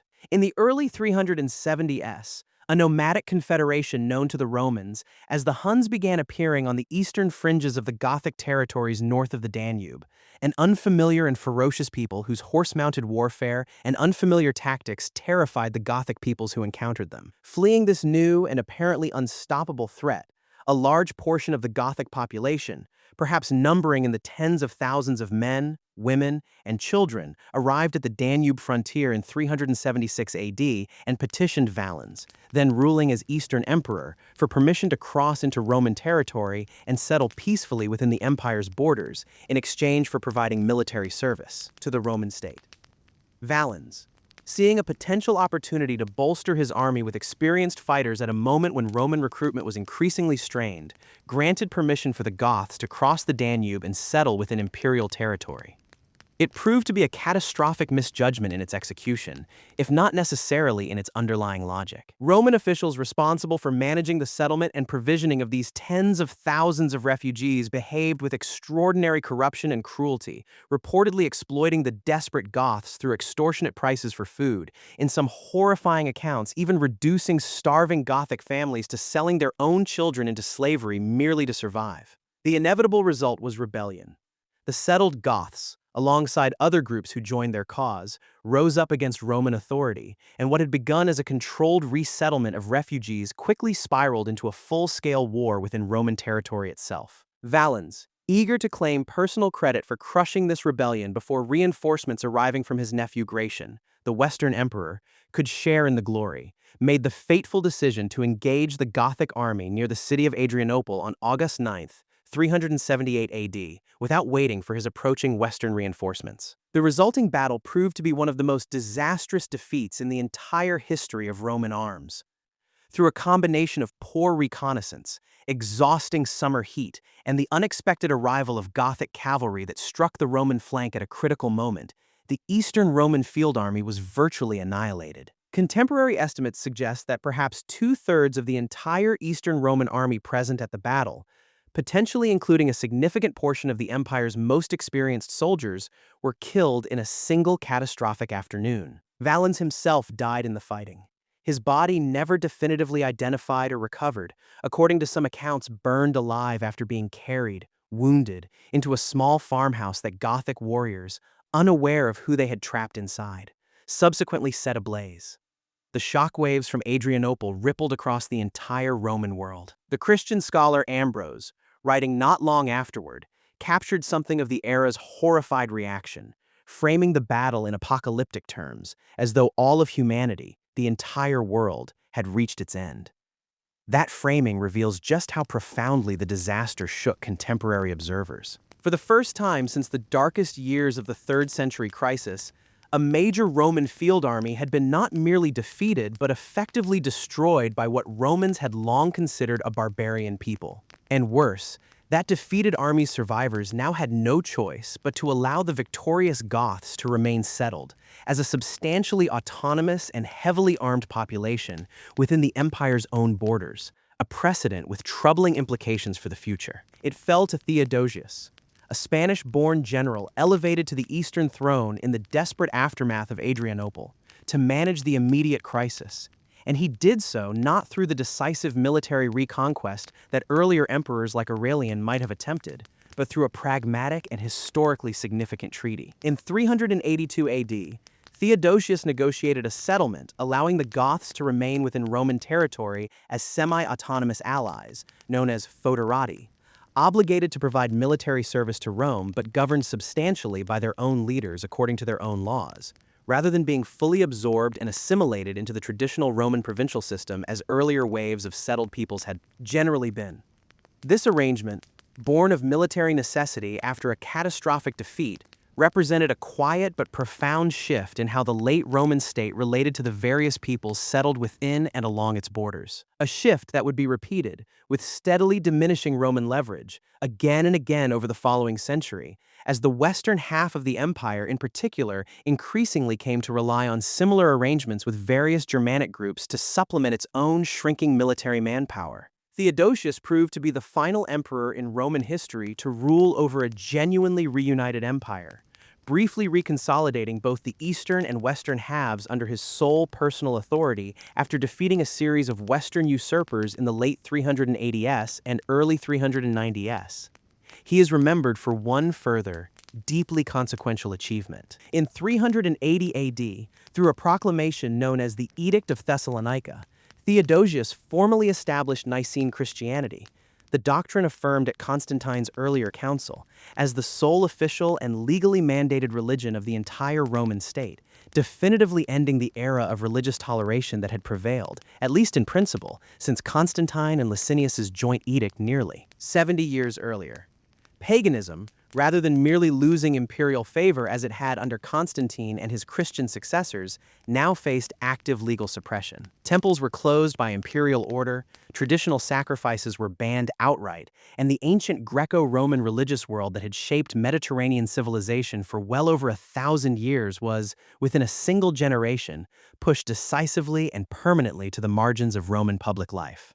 When Theodosius died in January of 395 AD, he made the same fateful decision that Constantine and so many emperors before him had made, dividing the empire between his two surviving sons rather than attempting to preserve unified rule under a single heir. His elder son Arcadius, just 17 years old, received the eastern half of the empire, governing from Constantinople.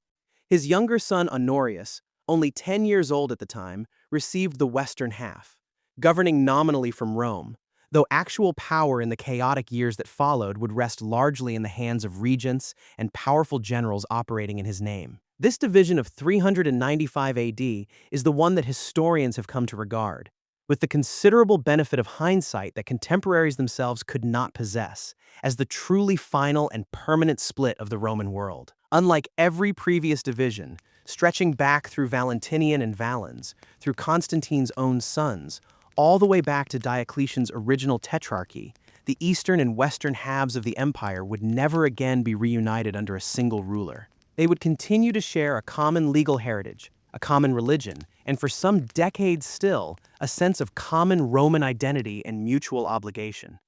But from this point forward, they would face their very different fates separately. Two courts, two armies, two treasuries, and ultimately, two dramatically different destinies. The Eastern Empire that Arcadius inherited, secure behind the walls of Constantinople and sustained by the wealth of Egypt, Syria, and Asia Minor, would prove remarkably resilient, surviving in some form for another 1,000 years, evolving gradually into what historians now call the Byzantine Empire, a Greek-speaking Christian civilization that would persist despite enormous challenges and periodic catastrophes of its own, all the way until the final fall of Constantinople in 1453. The Western Empire that the young Honorius inherited, however, faced a dramatically darker and far shorter future. Poorer, more thinly defended, increasingly dependent on Germanic foederati whose loyalty proved ever more conditional and ever more transactional, and governed in these critical early years by a child too young to rule in any meaningful sense, the Western Roman world stood, in 395 AD, on the threshold of the final and most dramatic chapter of its long decline. Within just 15 years of Theodosius's death, an event would occur in the city of Rome itself that no one alive in 395 AD could have truly imagined possible, an event that would send shockwaves across the entire known world and announce, with unmistakable finality, that the old order was crumbling beyond any hope of repair. The word barbarian, as Roman writers used it, did not originally carry the simple meaning of savage or uncivilized that later centuries would attach to it. The term descended from the ancient Greek barbaros, an imitation of the unfamiliar sound of foreign speech, bar, the noise a language makes to ears that cannot understand it. To call someone a barbarian was, at its root, simply to say they were not Greek, and later, not Roman. An outsider defined by what they were not, rather than by any specific quality of cruelty or primitiveness. And yet by the 4th and 5th centuries, as the pressures along Rome's northern and eastern frontiers intensified, this old linguistic label had hardened into something far more loaded, a single sweeping category that lumped together an enormously diverse range of peoples: the Goths, the Vandals, the Franks, the Alemanni, the Burgundians, the Suebi, the Huns, and dozens of smaller groups besides, as though they were a single, undifferentiated mass pressing against the gates of civilization. The reality, as is so often the case with the stories empires tell about the peoples beyond their borders, was far more complicated and far more intertwined with Rome's own history than the simple narrative of barbarian invasion would later suggest. To understand who these peoples actually were, it helps to step back several centuries, long before the crisis years of the late empire, to the world Julius Caesar and the early emperors first encountered as they pushed Roman power north of the Alps and east of the Rhine. The peoples Rome called Germani were not a single nation or a unified political entity in any sense a modern observer would recognize. They were instead a vast patchwork of distinct tribes and confederations, speaking related but often mutually unintelligible dialects of early Germanic languages, organized around kinship, warband loyalty, and local chieftains rather than any centralized state structure. Some lived as settled farmers, cultivating grain and raising livestock in fixed villages. Others lived more mobile pastoral lives, particularly further from the frontier. Their societies were often intensely militarized, organized around bands of warriors bound to a chieftain through oaths of personal loyalty and a shared expectation of plunder, tribute, or land in exchange for military service. A social structure that, as we will see, would prove remarkably compatible with the late Roman military system once these two worlds began to merge. From the very earliest contact between Rome and these northern peoples, the relationship was never simply one of conquest on one side and resistance on the other. It was, from the beginning, a complex and constantly shifting mixture of warfare, trade, diplomacy, and gradual cultural exchange flowing in both directions across the frontier. The Roman frontier itself, The famous limes that ran along the Rhine and Danube rivers and across fortified land barriers like Hadrian's Wall in Britain was never the simple, impermeable wall that the word frontier might suggest to modern ears. It functioned more like a heavily monitored membrane, a zone of intense contact and exchange rather than an absolute barrier sealing two separate worlds apart from one another. Roman merchants traded wine, pottery, glassware, and finished metal goods deep into Germanic territory in exchange for amber, furs, slaves, and other goods the empire valued. Germanic chieftains and their sons were sometimes sent, as hostages or as honored guests, to be educated within the Roman world, learning Latin, observing Roman customs, and forming personal connections that would shape their later dealings with the empire. And perhaps most significantly for the story that follows, Germanic warriors had been serving within the Roman military, in steadily increasing numbers, for centuries before the crisis of the 5th century ever began. This last point deserves particular emphasis because it complicates the simple picture of barbarian invasion that later popular imagination would construct. By the 4th century, a very substantial portion of the Roman army itself, in both the eastern and western halves of the empire, was composed of soldiers of Germanic origin, recruited individually into regular Roman units, or, increasingly, as the centuries wore on, enlisted collectively as foederati, allied troops serving under their own commanders according to treaty arrangements with Rome, much like the settlement Theodosius had negotiated with the Goths after the disaster at Adrianople. Some of these Germanic soldiers rose to the very highest ranks of Roman military command. The most striking example is a general named Stilicho, who served as the dominant military and political power behind the Western Roman throne for over a decade, from the 390s into the early 400s, effectively ruling the Western Empire in all but name on behalf of the young and largely powerless Emperor Honorius. Stilicho was the son of a Vandal father who had served as a Roman cavalry officer and a Roman mother, a man who had risen through the regular channels of Roman military service to become Magister Militum, master of the soldiers, the highest military command in the Western Empire, and who had married into the imperial family itself, his wife, a niece of the Emperor Theodosius. Here was a man whose own ethnic origins lay among precisely the peoples that conventional histories label barbarian invaders, yet who spent his entire career as the chief defender of Roman imperial authority against other Germanic groups, including, eventually, and most consequentially, against the Visigoths under their formidable king Alaric. This pattern repeated itself again and again across the late Roman military, to the point where the very distinction between Roman and barbarian, at least within the army itself, had become considerably blurred by the early 5th century. Soldiers of Germanic origin filled the ranks of regular Roman legions. Germanic commanders held senior positions throughout the military hierarchy. Roman military equipment, tactics, and even fashion increasingly absorbed Germanic influences, while Germanic elites who served Rome closely absorbed Roman language, law, and culture in return.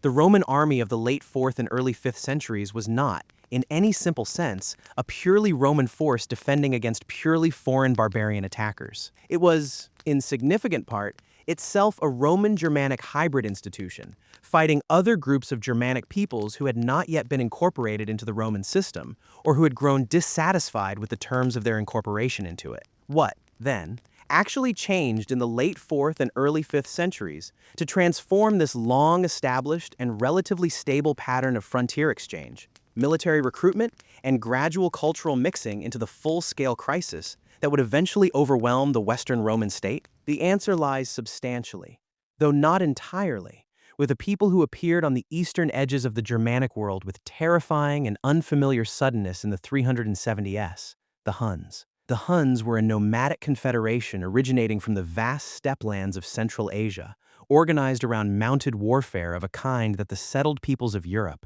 both Roman and Germanic alike, had never encountered in quite the same form before. Roman and Gothic writers who described the Huns in these early decades of contact portrayed them in terms bordering on the apocalyptic, emphasizing their unfamiliar appearance, their extraordinary skill with composite bows fired from horseback, and what contemporary observers perceived as their utterly alien and terrifying way of waging war. Modern historians treat many of these vivid contemporary descriptions with appropriate caution, recognizing the tendency of frightened observers to exaggerate and exoticize an unfamiliar enemy.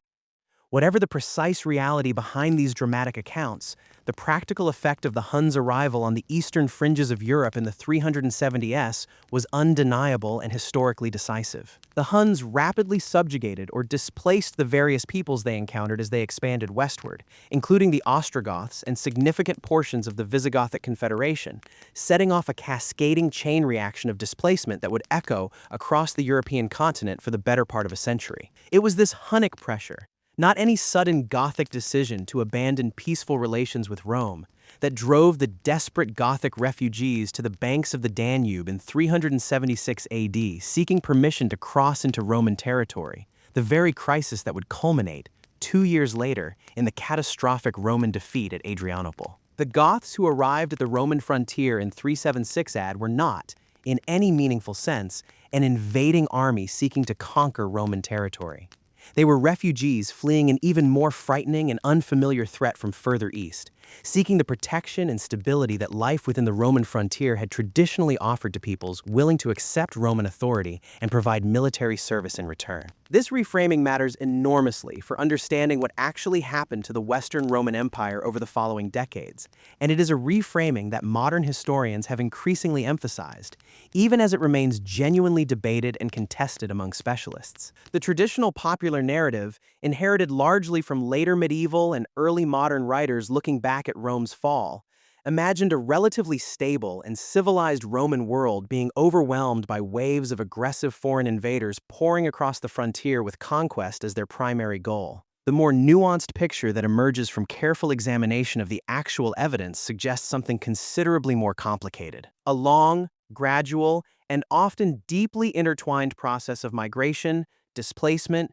negotiation, and conflict, in which most of the major Germanic groups who eventually settled within and ultimately carved up the territory of the Western Roman Empire were seeking not the destruction of Roman civilization, but rather a secure and recognized place within it, access to land, supplies, and the prestige and stability that came from a formal relationship with Roman authority.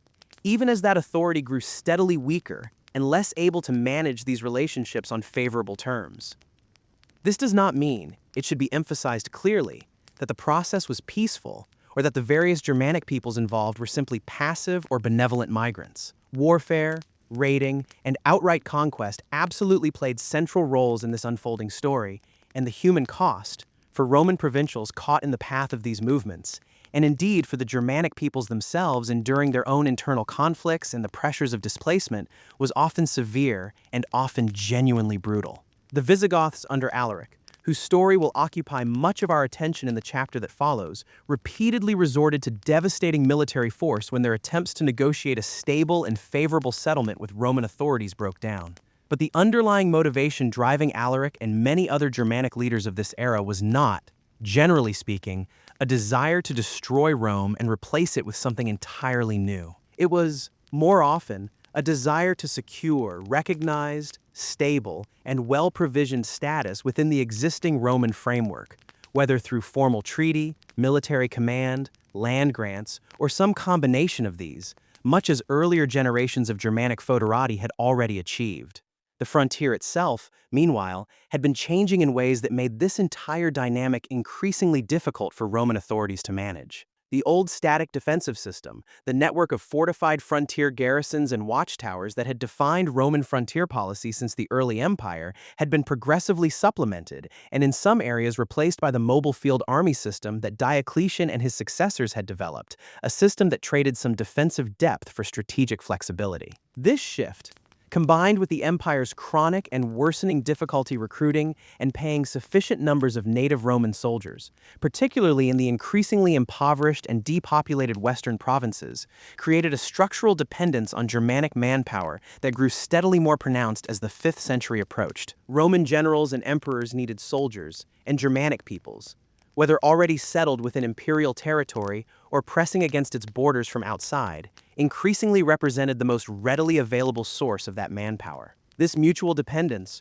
Rome's need for soldiers and Germanic peoples' need for land, supplies, and recognized status, created an increasingly tangled and unstable relationship, one in which the old clear lines between Roman citizen and foreign barbarian had become genuinely difficult to draw with any confidence. It is worth pausing, too, to consider just how thoroughly Romanized many of these supposedly barbarian peoples had already become by the time their stories intersect most dramatically with the final decades of the Western Empire. The Goths, who would eventually sack Rome itself in 410 AD, were, by that point, Christians, having converted to Christianity, in the particular Arian form, generations earlier through contact with Roman missionaries and through their own King Wulfila's translation of the Bible into the Gothic language, itself created using an alphabet substantially derived from Greek and Latin letters. Many Gothic leaders had served extensively within the Roman military system, absorbing Roman tactics, Roman diplomatic conventions, and in many cases, genuine personal admiration for Roman culture and civilization, even as their relationship with specific Roman emperors and generals grew increasingly adversarial. Alaric himself, the Visigothic king whose campaigns would eventually bring Rome to its knees, had served as a Roman military commander earlier in his career, fighting on behalf of Roman authority before his own ambitions and grievances eventually turned him against the empire he had once served. This complicated, intertwined reality should not obscure the genuine scale of disruption and violence that these decades of migration, displacement, and conflict ultimately inflicted on the Western Roman world. Disruption that we will trace in considerable detail in the chapters that follow. But it offers an essential corrective to the simplified popular image of civilized Rome being overwhelmed by an alien wave of savage invaders from beyond its borders. The peoples who would eventually carve the Western Roman Empire into the patchwork of successor kingdoms, Visigothic Spain, Vandal North Africa, Burgundian, and later Frankish Gaul, Ostrogothic Italy, had, in most cases, been deeply entangled with Roman civilization for generations or even centuries before they took these final, decisive steps. They were not, for the most part, outsiders seeking to destroy a foreign civilization they neither understood nor valued. They were, in many cases, peoples who had spent generations on the frontier of that civilization, serving in its armies, trading in its markets, adopting its religion, and ultimately seeking, often through increasingly desperate and violent means as Roman authority grew weaker and less reliable, a secure and lasting place for themselves within a Roman world they had come, in their own complicated way, to consider partly their own.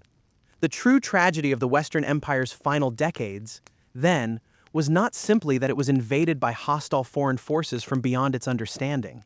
It was that the very system of frontier management, military recruitment, and negotiated settlement that had successfully integrated Germanic peoples into the Roman world for centuries finally broke down, overwhelmed by the scale of displacement triggered by the Huns, by the chronic weakness and instability of a Western imperial government increasingly unable to honor its commitments or manage its relationships with the peoples it depended on for its own defense, and by a slow, mutual erosion of trust between Roman authorities and Germanic leaders who had once been counted among the empire's most loyal and capable defenders.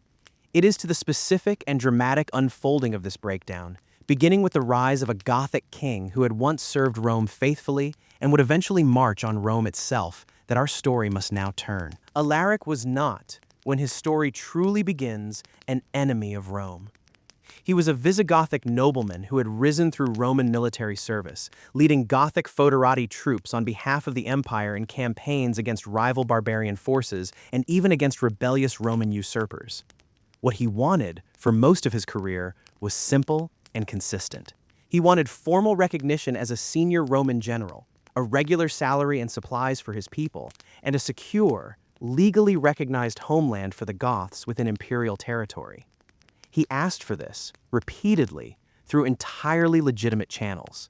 He was refused, repeatedly, by a Western Roman government that no longer had the authority, or perhaps simply the will, to honor such a request. For over a decade, beginning in the 390s, Alaric pursued this goal through a frustrating cycle of negotiation and military pressure. He would lead his Gothic forces in raids or open campaigns against Roman territory, sometimes in Greece, sometimes in Italy itself, not to conquer or destroy, but to force the imperial court to take his demands seriously. Each time, Roman authorities, most often the powerful general Stilicho, himself half Vandal by birth and the dominant power behind the young emperor Honorius, would negotiate a temporary settlement, granting Alaric some title, some payment, some vague promise of land, just enough to delay the crisis without ever fully resolving it. Stilicho, despite his own Germanic heritage, remained Rome's most capable defender during these years, repeatedly driving Alaric's forces out of Italy and holding the increasingly fragile western frontier together through sheer personal skill and political maneuvering.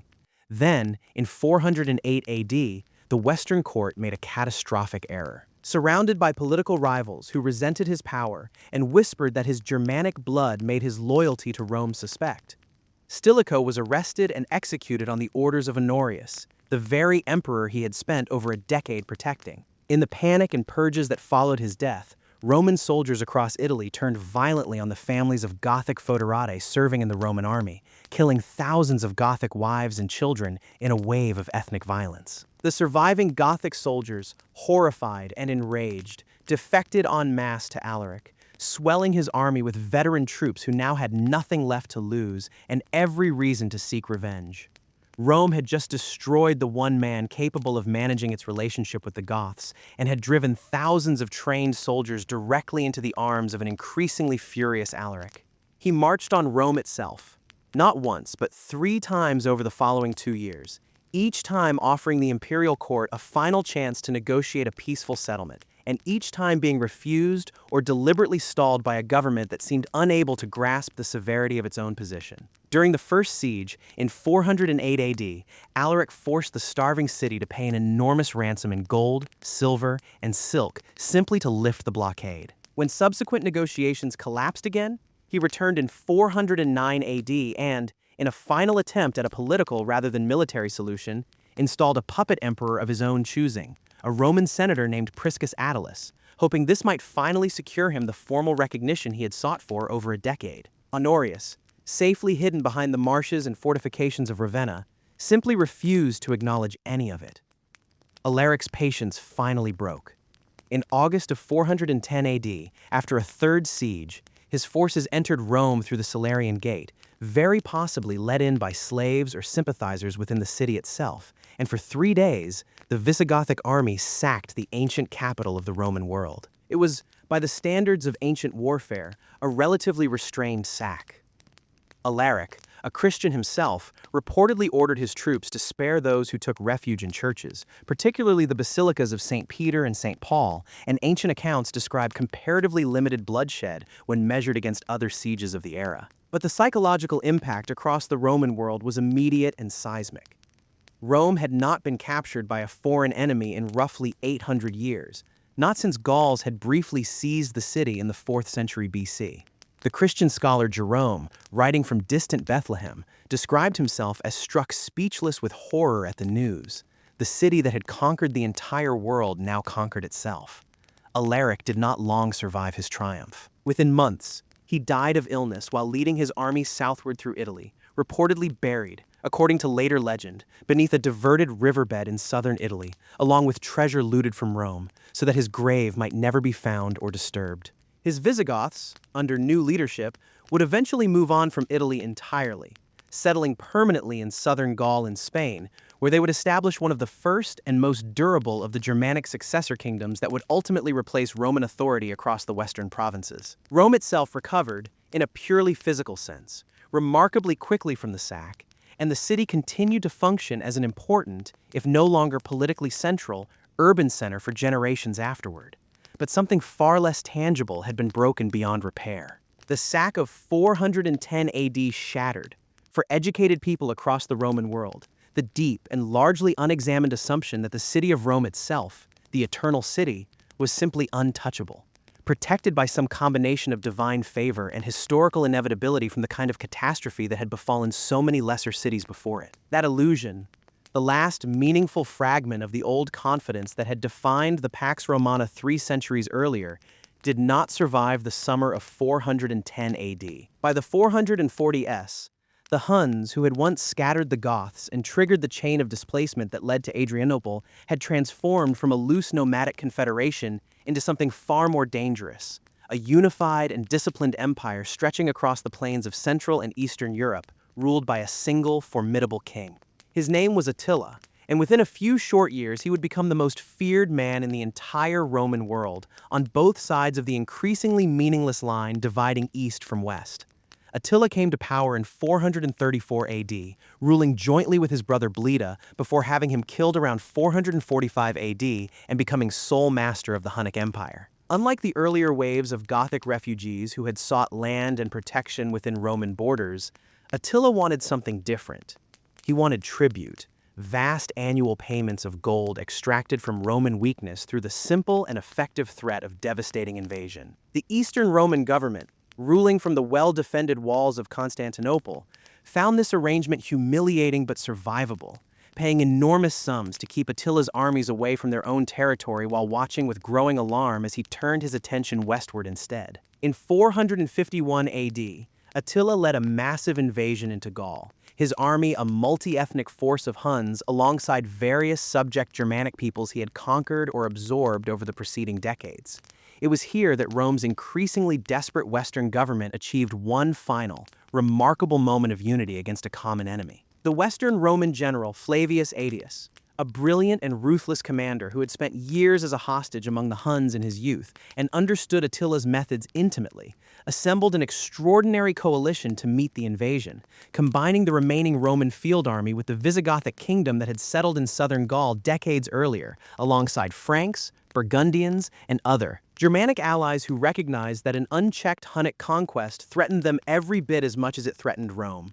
The two armies met at the Battle of the Catalonian Plains in June of 451 AD, in what ancient writers describe as one of the largest and bloodiest battles of the entire late antique world. The fighting was savage and inconclusive in any traditional sense, but it ended with Attila's advance halted and his forces withdrawing from Gaul. The Visigothic king Theodoric was killed in the fighting, a steep price for an alliance that had, against considerable odds, achieved something the Western Empire alone could no longer manage: stopping Attila in open battle. Attila was not finished. The following year, in 452 AD, he turned south into Italy itself, sacking several major cities in the north and advancing toward Rome with the Western government, once again sheltering behind the marshes of Ravenna, apparently powerless to stop him through military means. What happened next has become one of the most famous and most genuinely uncertain episodes in the entire story of Rome's decline. Pope Leo I traveled north to meet Attila in person and, according to tradition, persuaded the Hunnic king to withdraw from Italy entirely, sparing Rome a second sack within living memory of the first. Later Christian accounts embellished this meeting with miraculous details, describing visions of armed apostles appearing alongside the Pope to frighten Attila into retreat. The more sober explanation favored by most historians involves a combination of more practical pressures: disease spreading through Attila's own camp, supply shortages after a difficult campaign, and news that Eastern Roman forces were striking at his territories back home, all converging to make withdrawal the wiser choice regardless of any papal persuasion. Whatever the true balance of causes, Attila turned back, and Rome was spared. He did not live long enough to threaten Rome again. In 453 AD, Attila died suddenly on his wedding night, reportedly from a severe nosebleed that choked him in his sleep while heavily intoxicated, an oddly mundane end for a man who had terrorized two halves of the Roman world for over a decade. Without his singular personal authority holding it together, the Hunnic Empire he had built collapsed with startling speed, fracturing into rival successor groups and ceasing, within a generation, to pose any serious threat to Roman territory at all. The Hunnic crisis left a complicated legacy. It had, indirectly, triggered the Gothic migrations that produced Adrianople and the sack of Rome decades earlier. It had also, paradoxically, produced one final moment of genuine cooperation between Rome and its Germanic neighbors at the Catalonian Plains, a battle that demonstrated the Western Empire could still, when sufficiently threatened, marshal an effective defense. But this moment of unity proved to be an aberration rather than a turning point.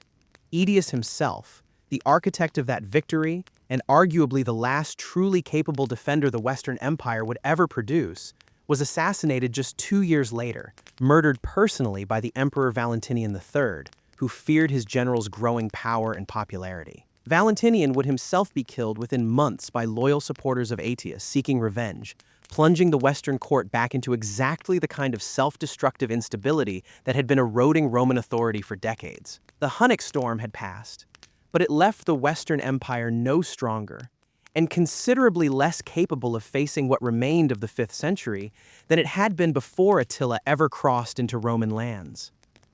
Of all the territories the Western Roman Empire still controlled in the early 5th century, none was more vital to its survival than North Africa. The provinces stretching across modern Tunisia, Algeria, and Libya supplied a staggering portion of the grain that fed Italy and the city of Rome itself, along with enormous tax revenue that the increasingly impoverished Western government desperately needed.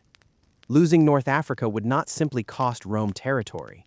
It would cost Rome its food supply and its remaining financial lifeline. That is precisely what happened, and the people responsible were the Vandals, a Germanic group who had spent 2 turbulent decades migrating across the Western Empire, from their original homeland near the Baltic, through Gaul and into Spain, pushed along, like so many others, by the same chain reaction of displacement the Huns had set in motion decades earlier. Under their formidable king Genseric, who took power in 428 AD, the Vandals made a decision that no other Germanic group fighting Rome had yet attempted.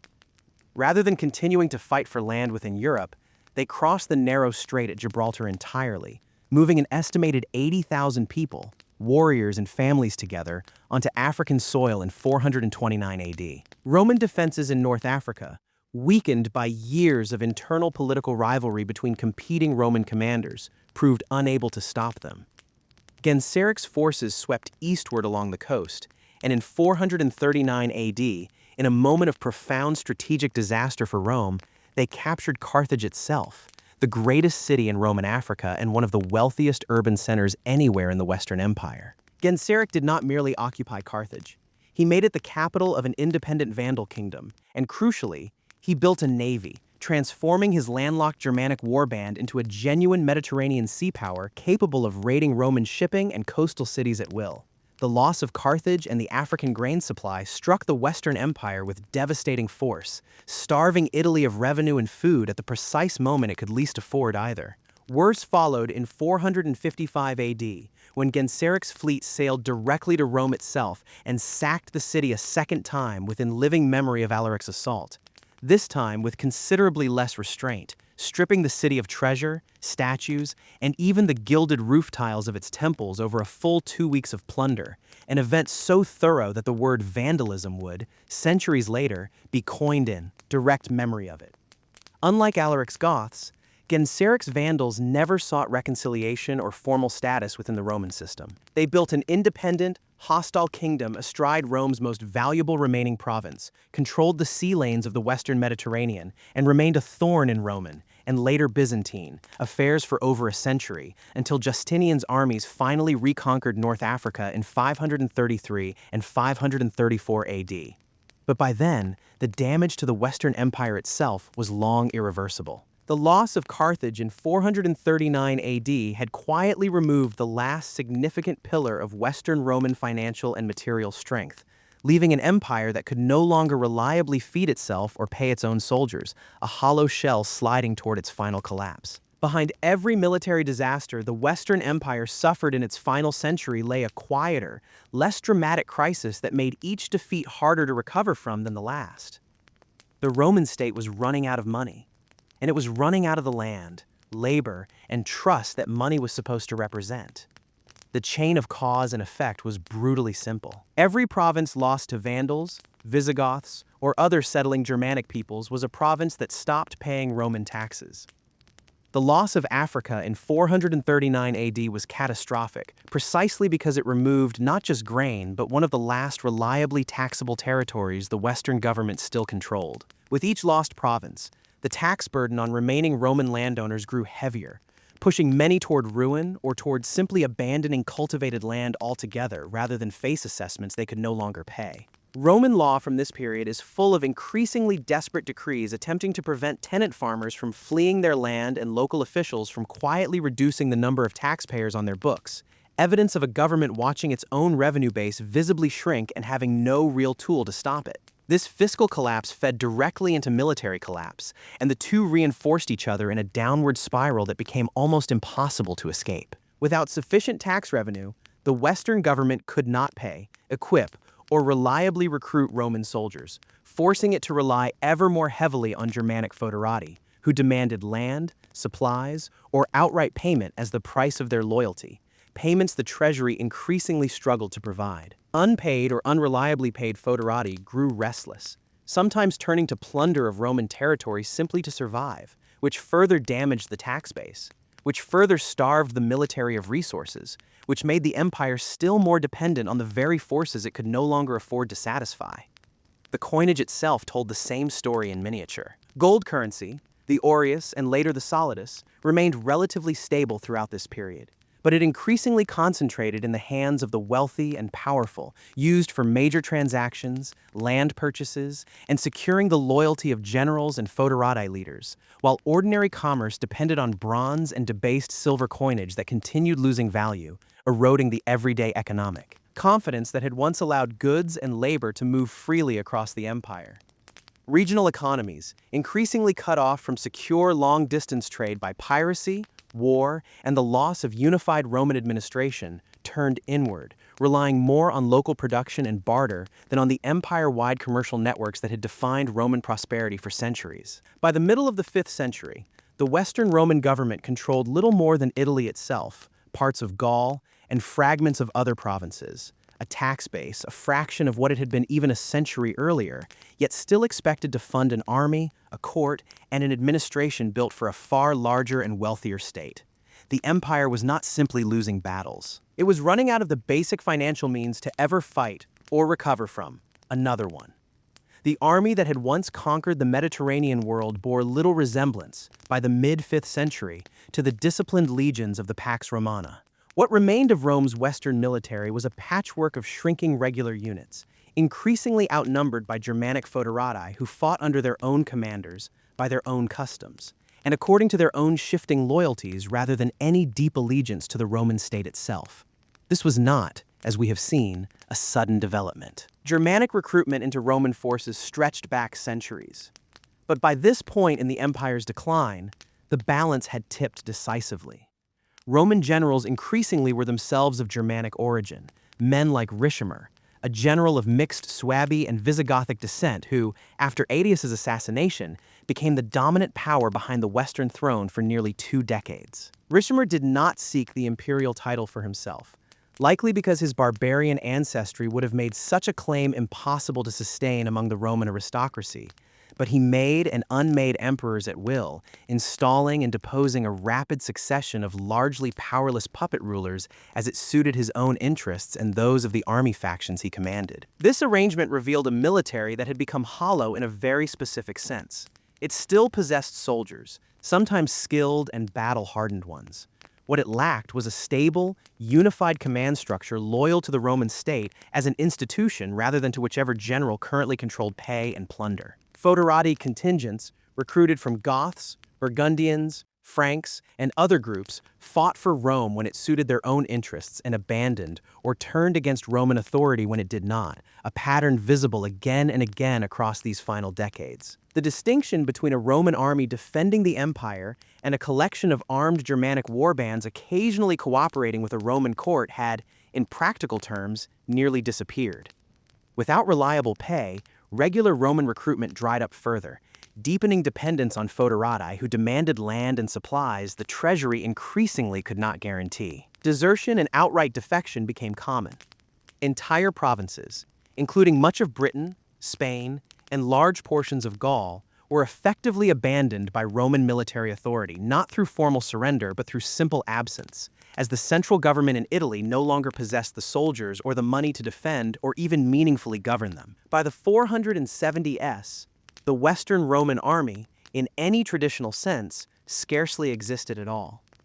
What remained were regional warbands, often led by men of Germanic origin holding nominally Roman titles, defending or fighting over Italy itself while the broader empire they claimed to serve had already, province by province, ceased to be governed from Rome or Ravenna in any meaningful way. The legions that had once enforced Roman law from Britain to Mesopotamia had become a memory, replaced by exactly the kind of fragmented, personally loyal military factions that Diocletian's reforms, nearly 2 centuries earlier, had been designed to prevent.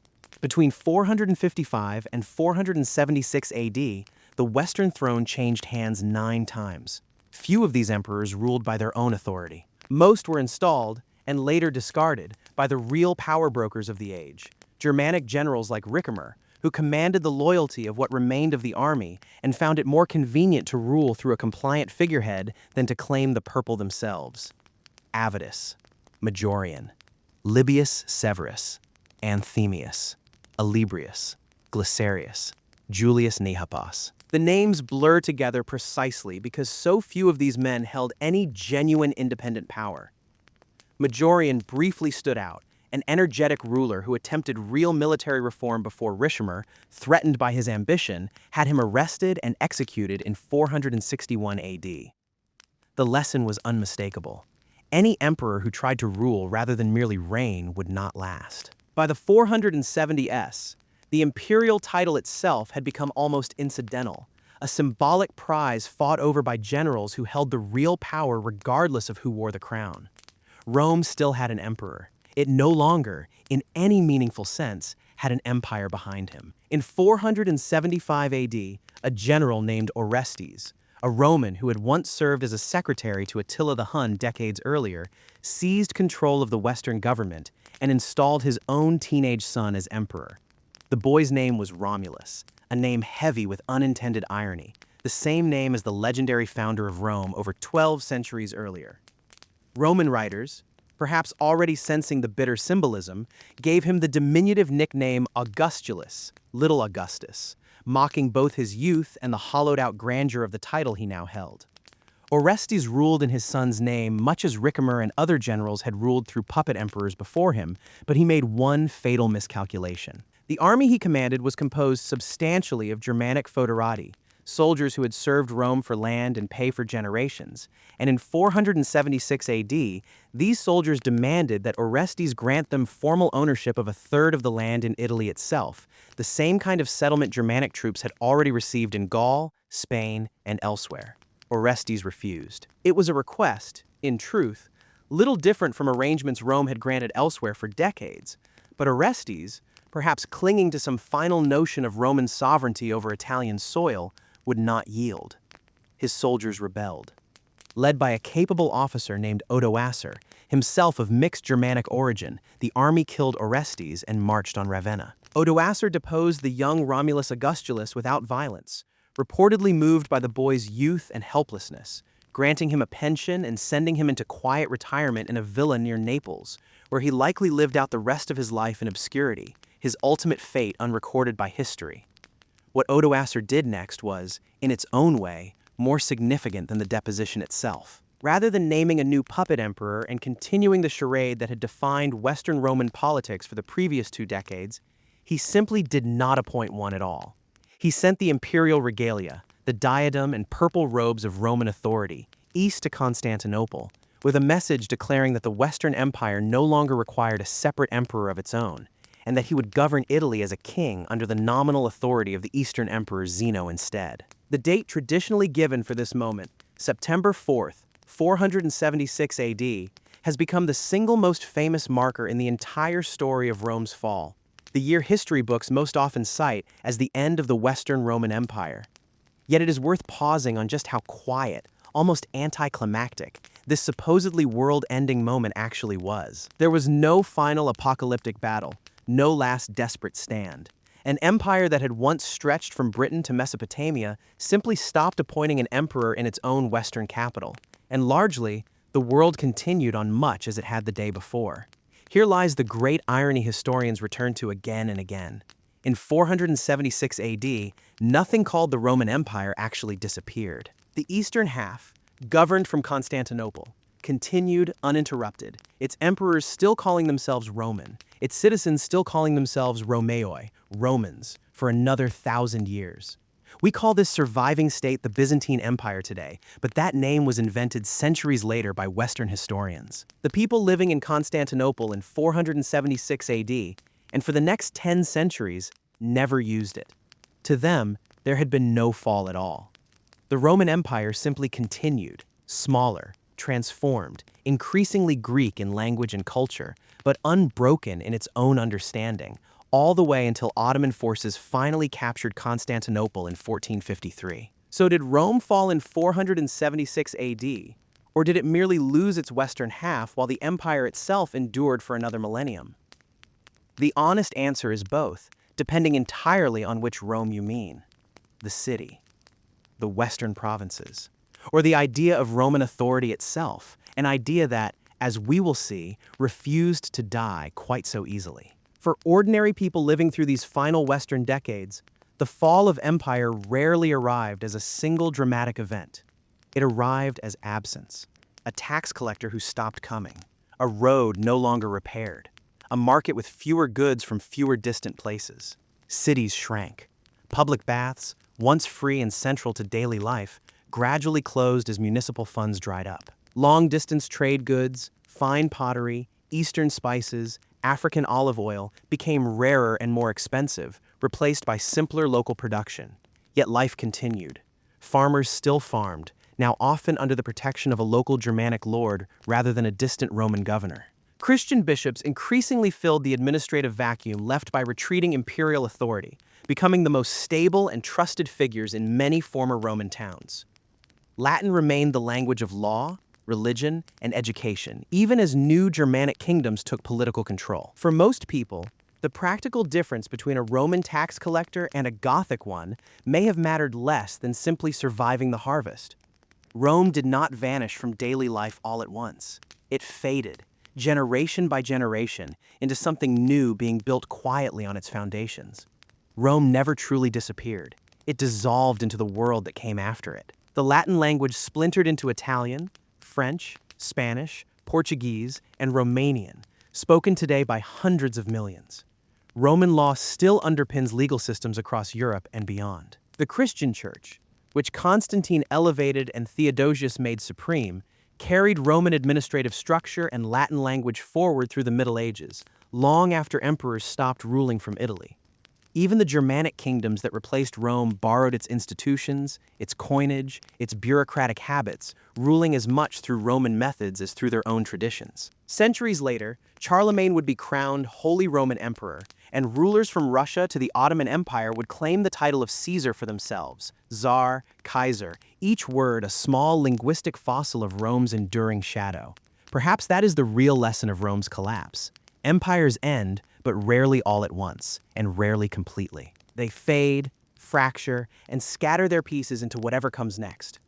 Somewhere in the language you speak, the laws that govern you, or the calendar on your wall, Rome, in some quiet way, is almost certainly still there. Thank you for listening until now. I hope you sleep well.